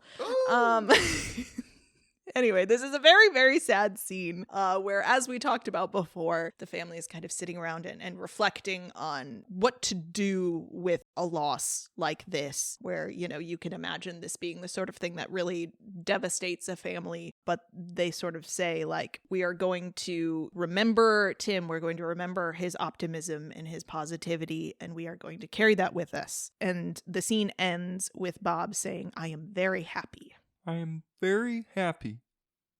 I am very happy. Yeah. And it's really sad. Scrooge is pretty shaken by that scene, as you can imagine. We all wear Scrooge. Yeah. So he asks the Phantom once more, who is the man under the sheet? And the Phantom takes him to the churchyard and points him towards a gravestone. And Scrooge finally here kind of gets with the program and accepts what the spirit has been trying to tell him, and finally asks possibly the most important question of the whole movie, which is, are these the shadows of things that will be, or the shadows of things that may be only? And the ghost, of course, does not talk and just points him back towards the grave. And Scrooge steps closer. And I mean, you already know. You know whose name is there. But they have to say it in the Disney version because kids can't read. That's true. He Pete's does like, read it out. Ebenezer Scrooge! Yeah, Pete is the only ghost of Christmas Future that talks. This is a point where, like, depending on the version that you're watching, this is meant to be the big moment, right? Like, this is the money shot, is Scrooge seeing his own grave and being like, oh no, I'm too late. Yeah, you know what version that was? The book. The first time people read it, I think they were like, oh, what? He's dead? That's Nuh-uh. crazy. Yo, what? Because they show us the little synecdoche Tiny Tim into ignorance and want. So they're thinking, oh, that was just some other rich dead dude. That's just some guy. And it's supposed to make him think about him. No, it is you. It's you. Whoa. It's the future. Time travel. Time traveler Scrooge. Well, and in other versions, Scrooge is much more of a holdout in terms of being affected by what he's seeing. In the book, he's like right away, right? He is not trying to resist any of these spirits particularly. But sometimes in the movie version, they're like, it's not until he sees his own mortality that he realizes he better be a good person. Well, in the Disney version, he's literally scared straight. Scrooge is a turd all the way until he is on fire in the grave. Yeah, the Disney version is unhinged at this point. Pete lights him on fire, shoves him into his own grave. He falls into hell. Yeah. They showed it to kids. It's terrible. Pete's just laughing, and I'm writhing in psychic pain. Yeah, it's very scary. The other versions are not quite that on the nose at the ending. And I think the lesson of this section is not so much you will one day die as it is you will one day die and people will think it's a good thing. Yeah. Do you think that, and I'm interested for men in particular, do you think that the idea of not being mourned is a compelling one? Or is that, something that this story is maybe assuming that people have a fear of that maybe they don't?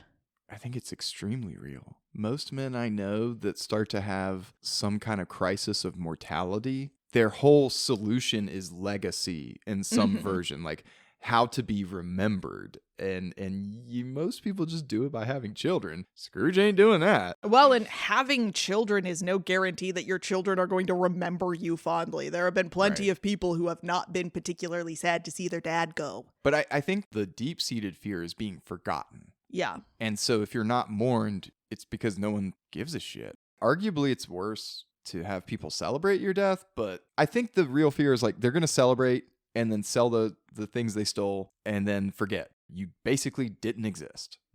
And that is a horrible existential fear, I think. I think men are taught to think of it more because of patriarchy, like because the lineage and the genealogy is tracked by like men's last names and things like your bloodline. And that's not true in every culture, but something we're taught to be afraid of is being forgotten. It's a question that I think this story answers in making sure that Scrooge remains a character who, I mean, the reason he asks that question, are these things that will be or things that may be, is the whole ball game, right? The fact that the Ghost of Christmas Past says, I'm here to reclaim you. And this person at the end who is selling his stuff says, like, he wasn't natural. The way that he chose to live, hoarding his wealth, treating people terribly, is unnatural. And what he created was a world in which we are poor and we stole his stuff so we had enough money to feed ourselves tonight. And I'm sorry, I know that's ugly, but he didn't need this shirt anymore. And he could have made the world better when he was alive and he didn't. So like, here we all are. And isn't that a tragedy for everyone involved? Yeah.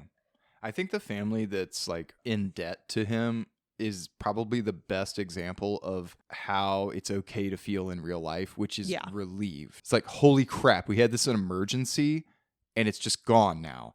And that feels good because we're not under threat. I'm not celebrating that someone died. I'm celebrating that I don't have to get evicted tonight. Thinking about this question in the real world, that is kind of where I tend to fall. I don't want to set a precedent of celebrating someone's death, regardless of who they were. But that does not mean that I am required to mourn them beyond God. If circumstances were different, you could have been a good person, and it's a shame that you weren't. And when something that is causing pain is no longer able to do that, you're allowed to be relieved. And yet, simultaneously, disappointed. That's maybe only sort of tangentially related, but I feel like when I hear people talk about this story in a sort of modern setting, there is this emphasis on like, wouldn't it be nice if we could take public figure X, Y, and Z and scare them with visions of their own death and like it being celebrated that they are not around anymore, and like, wouldn't that teach them a lesson? And it's like, I don't know. I would hope that that wouldn't be the most persuasive part of this to someone. Anyway, I don't think what Scrooge finds most impactful in this scene is a vision of his own mortality. I think it's the idea that, no, you're just going to die and you won't have time to act on anything you've seen tonight. So he falls to his knees. He's afraid, basically, in that moment that the spirit is communicating to him that he is beyond all hope and that, despite everything else that happens, he cannot or will not change. So he makes the spirit a promise. He will change, he says. He will honor Christmas in my heart and try to keep it all the year. I will live in the past, the present, and the future. The spirits of all three will strive within me. I will not shut out the lessons that they teach. And he is sort of on the ground and he's reaching desperately for the spirit, who shoves him away and starts to shrink until it dwindled down into a bedpost. And that is the end of stave 4.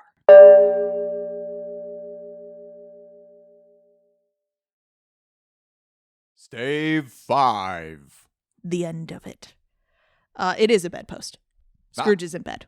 He woke up. He's fine. He's not dead. And better yet, he still has time on his side. And hey, Spencer, if you're Scrooge being played by Patrick Stewart in this moment of waking up and realizing that you're not dead after all and you still have some time, how do you think you would react to that news? Let me give it my best. Give me a second.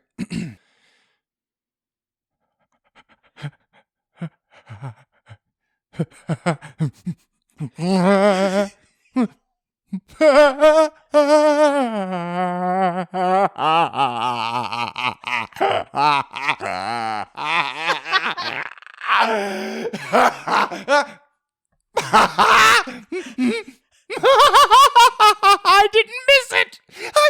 I didn't miss it. But yeah, that's what Patrick Stewart. Patrick Stewart is an artiste. Yeah, I couldn't even touch it. I tried my best. Oh my god, the most unhinged thing. It looks like he's like choking and dying. It's so weird, but no, he's just trying to remember how to laugh. Yeah, laughing. It's been a for while. The first time in 50 years. Yeah. So Scrooge is beside himself with happiness in this scene. He's so grateful to be alive. He thanks the spirits of the past, the present, and the future. Quote, "Oh, Jacob Marley, heaven and Christmas time be praised for this. I say it on my knees, old Jacob, on my knees," which, could mean nothing. He's so discombobulated, he doesn't even know how long he's been asleep. So he does what anyone would do in his situation. He throws open his window and he yells at a child. Boy! You there? Boy! What day is it? What day? Why, it's Christmas Day. I haven't missed it. That's my interpretation of every Scrooge. So he tells this boy, run down to the poulterer's and buy the prize goose. The one as big as me. The one as big as you. A brilliant boy. A charming boy. It's a delight to talk to you, boy. And he offers him half a crown. So when the boy and the poulterer return, Scrooge pays for a cab so that the poulterer can take the turkey down to Camden Town and give it directly to Bob Cratchit. Out of context. In the book, he doesn't go to Bob Cratchit's house. A lot of the movies he goes so that they don't just have a mystery goose show up at their house. But I like the mystery goose. I like a mystery goose. And then Scrooge hits the town. He's wandering down the sidewalk. He's yelling Merry Christmas to everybody. He runs into the guy from the charity and offers him an amount of money so large that the story doesn't even tell us what it is. Just as the guy's like, what? I like the Disney version where he opens up his trench coat and he's got all these little sacks of coins. Yeah. And he just weighs down the little gopher dude. Yeah, and then he like mildly sexually assaults the gopher guy because he's just opening his pants and putting bags of money into them until his pants fall down. Yeah. Which is not an appropriate thing to do.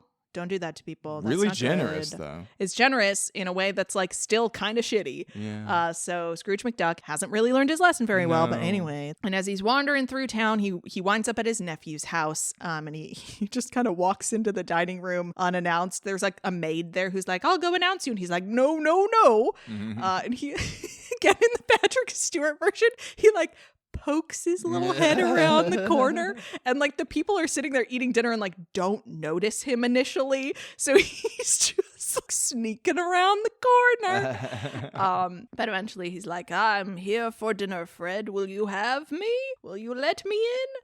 And the story says, "Let him in. It is a mercy he didn't shake his arm off. He was at home in 5 minutes. Nothing could be heartier." Oh. So Fred is good on his word. He said he wanted his uncle there, and he did. I like that freaking Muppet Fred. Yeah, Muppet Fred sucks.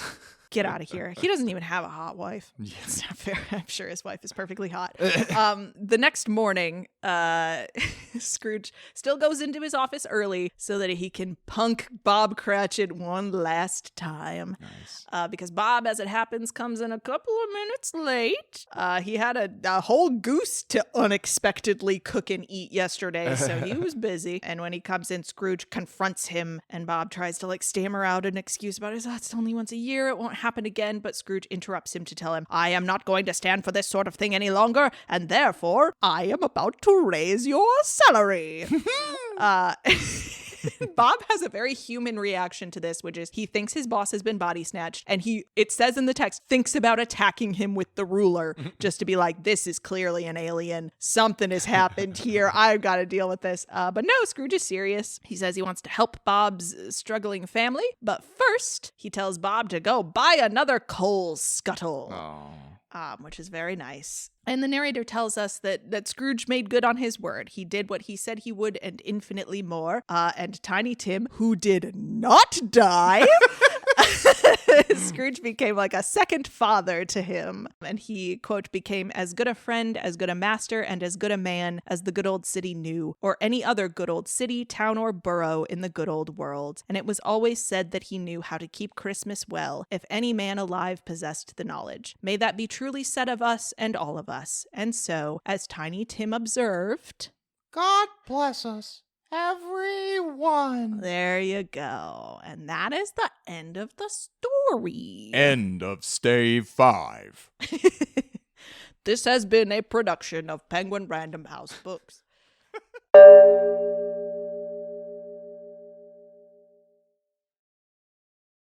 So, as we kind of wrap up here, I don't want to belabor this point too much because I feel like we kind of talked about it throughout, but do you think your answer to the question of which portion of this harrowing evening would affect you the most? Our neighbor just started their car. I apologize for the vibrating sounds. Has your answer changed from the one you gave at the beginning? Do you think you would be affected by something different? Do you think Scrooge is affected by something different? Or do you think you kind of stand by what you said before? I do think it's relative because for me, I don't think Ghost of Christmas Past would necessarily be... Oh, but I have to be Scrooge. So I have to be in the position... Because I was like, well, my past is pretty great. And then I assume I would also still be chill. Oh, wait, I wouldn't need ghosts visiting me.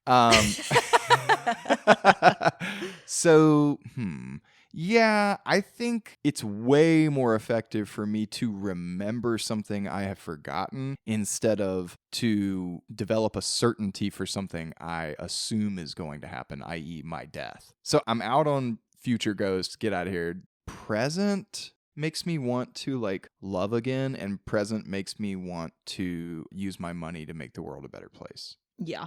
And future makes me realize, oh, fuck, I'm on a time clock. I think that is the function of the three ghosts. You're right. I think I am also in Christmas present camp. I mean, I don't know who in my life, which dead person could show back up and really freak me out. I mean, if any of them did, it would freak me out, but I don't know that I have a specific Jacob Marley who could really be like, listen, let's rap. You really been screwing up, kid. Although I guess if anybody showed up at my house, dead or alive, and was like, you got to do better, I'd be like, you're right, I'm sorry, I should. But I think the function of Christmas present, like I said before, kind of breaking down a big societal issue into sort of a bite-sized piece where it's like, you can't handle all of poverty. You can't fix that. But here's a specific thing that you can do and you should do, and now you have no excuse not to do it. I think that would be honestly a helpful service. That's I get very overwhelmed by big scary things, and just having a manageable, here is something that you can have a direct impact on, and you got to start somewhere, so why not start there? I think that would be both helpful, and as soon as you have that specific in mind, it's a lot harder to not do something. Do you think that is Scrooge's experience, or where do you think the big change happens for him? I stand by that the biggest change for him is in the Ghost of Christmas Past, because he is this total darkness, no connection to other human being via love and light. And so just letting that little bit come into him is enough to openly weep at just seeing a boy he remembered. Yeah. I think that was the biggest turn for him, Mhm. because even in the past, he's thinking of being a better boss as well as like what it meant to be a brother and a lover. Like, yeah, I think he's remembering all the most essential shit. And the other two help him say like, okay, here's how you can implement it, and here's what might happen if you don't. For people who are that set in their ways, just a reminder that you have been lying to yourself. You think that the way you feel right this second is the way that you have always felt, and the way that you feel in this moment is true objectively, and your own life experience can show you that that's not true. And once you start to accept that that's not true, then all these other assumptions that you've made about how the world works and your place in it and what obligation you have to other people is suddenly a lot easier to argue against. Real quick, lightning round. What are some lessons that boys specifically can learn from some characters in this story? Don't yell at girls. Don't talk to cops, don't yell at girls. We know this. We know this to be true. This is our guiding principle. What else? That you're connected to other people even if you don't know them. Yes. And that there are different kinds of strength, but also different kinds of value. So, like, being a turd that criticizes Fred for valuing love over wealth with no context, you know, you're a dick. Anyone who would read Bob Cratchit as someone who's a weakling instead of someone who's like extremely strong, you're an idiot. So there's some lessons, some boy lessons. Yeah. Oh, and like Fred, minor though he is, his bit about like always leaving the door open and extending the invitation, as much as that hurts him or pains him a little bit, you know, to be ridiculed by Scrooge or to have his invitation never taken up, he understands that the benefits far outweigh that little slight to him. And I think that's a really, really important one. Especially that line about like, even if it just makes him like maybe pay Cratchit a little bit more. That ripple effect idea. I believe in that. If we're sort of ranking the boys in this story in terms of like who has the most valuable lesson to impart, I think you have to put Fred up near the top just because he really embodies the message of this story, which is like, it's not too late until it's too late. And, you know, he and Scrooge are sort of two sides of that coin, right? Where one of them is unwilling to give up on someone who has already really tried to give up on himself and is sort of modeling that virtue of whatever you have to share, you should share it. And if what you have to share in a particular moment is like, I can be part of your community and I can just give you a nice dinner and a nice evening of conversation, if that's all you have to offer at a particular moment, do it. Even those things make the world a better place. And I like the idea, we've talked about it a bunch now, but the idea of reclamation and the idea that there is salvation in generosity, both for others and for yourself. In the same way that violence cuts both ways, generosity helps everyone. Every bit of kindness, even if it is small, makes the world a better place. I guess it bears noting, I don't know whether or not I will leave in any of the other times we've said this while recording, but the only way to acquire wealth beyond what you need to take care of yourself and your family and to live comfortably is to hurt other people. Hoarding wealth, as this story calls it, is a sin. And there is a reason for that, and it is because it is actively harmful. It is violent in a way that we don't often talk about as violence, but depriving other people of resources is violence. And so it is good to have a story that shows someone coming to realize how damaging that behavior is, both to themselves and to their larger community. Because as Spencer said earlier, everyone exists in community. Whether you want to or not, whether you want to pay attention to that community or not, you are a part of it. So it is worthwhile to be generous. Cha. All right. So I have two more questions, and these are easy ones. First one, we do got to slap a rating on this bad boy. Yep. Scale of 1 to 10. How good a lesson we think it has for the boys. And then also, what is, in your opinion, the definitive version. It's a 10 out of 10. This shit's evergreen like a Christmas tree. Oh, yeah. And honestly, Like a Prince Albert Christmas tree. the thing is, I was going to cop out and be like, well, what am I rating? We read the book, we watched a bunch of versions, and it just occurred to me, it's like, it's beyond a rating at this point. A Christmas Carol has become on the level of myth. And what I mean by that is it is the kind of story where just the modular bits are enough to evoke a pretty powerful response. If I start hearing a story about being visited by 3 ghosts or like any version of a Christmas story, I start thinking about these ideas of redemption, you know, and like it's very powerful. It has entered into the consciousness in ways that only myth can, because we can all tell a version of A Christmas Carol. So it's 10 out of 10 because shit runs deep. You know, if I can read that shit in a Kermit voice and we still cry, come on, it's good. Yeah. Definitive version is hard because I love the music so much in that musical, and I think it's a good version, but the Muppets version's also very good. I grew up on Mickey's version, which is apparently only 26 minutes long, but how much more do you really need? I think if I could have the music from the musical in the Muppets version, then that would be my ideal. That's where I'm stuck right now. I don't know. That's fair. The music is so good. It is hard for me. Like, that is a thing that, like, once I hit Christmas time, I am listening to that soundtrack. It is nice to have a portable version of the story that I can listen to in my car. I didn't grow up with the Muppets version, or at least if I did watch it as a kid, it was when I was too young to remember it. The Mickey version, I think, was just scary. Yeah. I was just afraid of it. The memories that I have of watching that movie as a kid is the giant who can't fit in the room and is like knocking stuff over and like ripping the roofs off of people's houses, and Pete throwing him into a fiery grave.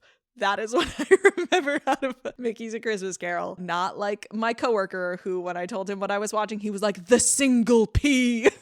I have no memory of that scene. It was just scary. If I were to recommend, if somebody had like never seen somehow a version of this before, I would say to watch The Muppets. We didn't talk in great detail about the weirdness of the third person omniscient narrator who is like, maybe it's Scrooge in the future, maybe it's Fred, maybe it's Tiny Tim narrating it, maybe it's just some other person, but I think you get the best sense of that from the Muppets one because you have Gonzo and Rizzo narrating it, which is very funny. Well, it's funny, and it's also like Gonzo at least is like, and I am Charles Dickens. Yeah, and I'm Rizzo the Rat. Yeah, it's just funny to me because it gives me this sense of like, oh, when I read The Christmas Carol, this is just Dickens talking to me, having some fun. Guy being like, this fucking guy, he was a real piece of work, let me tell you. He's like, all right, I'm going to tell you the story about Scrooge, but first, what you need to understand is Marley was dead as a doornail. Dead as a doornail? Why do we even say that? I might as well include these words because I get paid for them anyway. I think the narrator might be Charles Dickens. I think so, too, just vamping in parts. Yeah, like, certainly. And she was hot. Let me tell you, she was really hot. Like, so hot that Bob was just like, damn, she's fine. Anyway, here's 4,000 straight words about food. I think if you want a very accurate experience and you don't want to read the book, which you should just read the book. The book is good and it's short. It's pretty funny too. Spencer is now 12 million miles away from his microphone, which is fine. I'll finish it up over here. The 1999 Patrick Stewart version is quite accurate and like reasonably compelling, but yeah, it's hard to beat the nostalgia factor of the Muppets. I think it matches the sort of zany energy that the book kind of does have. But if you're a fan of musicals, I think the musical is also kind of fun. The 1938 version is weird. But you can watch it if you want to. And the one that's from the 80s that we didn't watch is probably also fine. But there's another. There is another. Legend tells. Of a Billiam Murray. Yes. So we mentioned it briefly. We also did watch the movie Scrooged, which I will say, it's another one of those where like weirdly my parents let me watch it pretty young. And so in my memory of A Christmas Carol, Scrooged is higher up than The Muppets is for me. That tells you something. We simply couldn't talk about it here. There's just simply not enough time. So we're gonna do a little bonus. I can't promise the little bonus will be out before Christmas, but we did want to have a little chat about Scrooged and how it sort of fits and or doesn't fit with the rest of the Christmas Carol canon. So if it's been a while since you watched Scrooged, I would really suggest it. It's free on Pluto TV right now. Don't know how long that'll last. I will say some of the jokes specifically about Chinese food have not aged particularly well. But beyond that, I think it's an interesting watch, and we will talk about that soon. But in the meantime, thank you for joining us for this very long romp through a very old story. This very Christmas special. This of very The Safe Christmas Place for special. Boys. Thank you, Charles Dickens, for inventing the Christmas special. So we could now do this, our second of two Christmas specials, one of which did not come out anywhere near Christmas. It was good, though. You It should was listen to good. it. I mean, listen, also go watch It's a Wonderful Life again. Yeah. It's good. I don't know that I gave it a rating, but I also would say A Christmas Carol is a 10 out of 10. 10 out of 10. Slam dunk. Very good. Go watch whatever your favorite version of it is, and join us next time for a conversation about perhaps not the most positive representation of masculinity in the world, Scrooged. No. But after Scrooged, come back and join us for more what's Positive our tag? conversations. Compassionate Masculine. conversations about masculinity. That's us. That's right.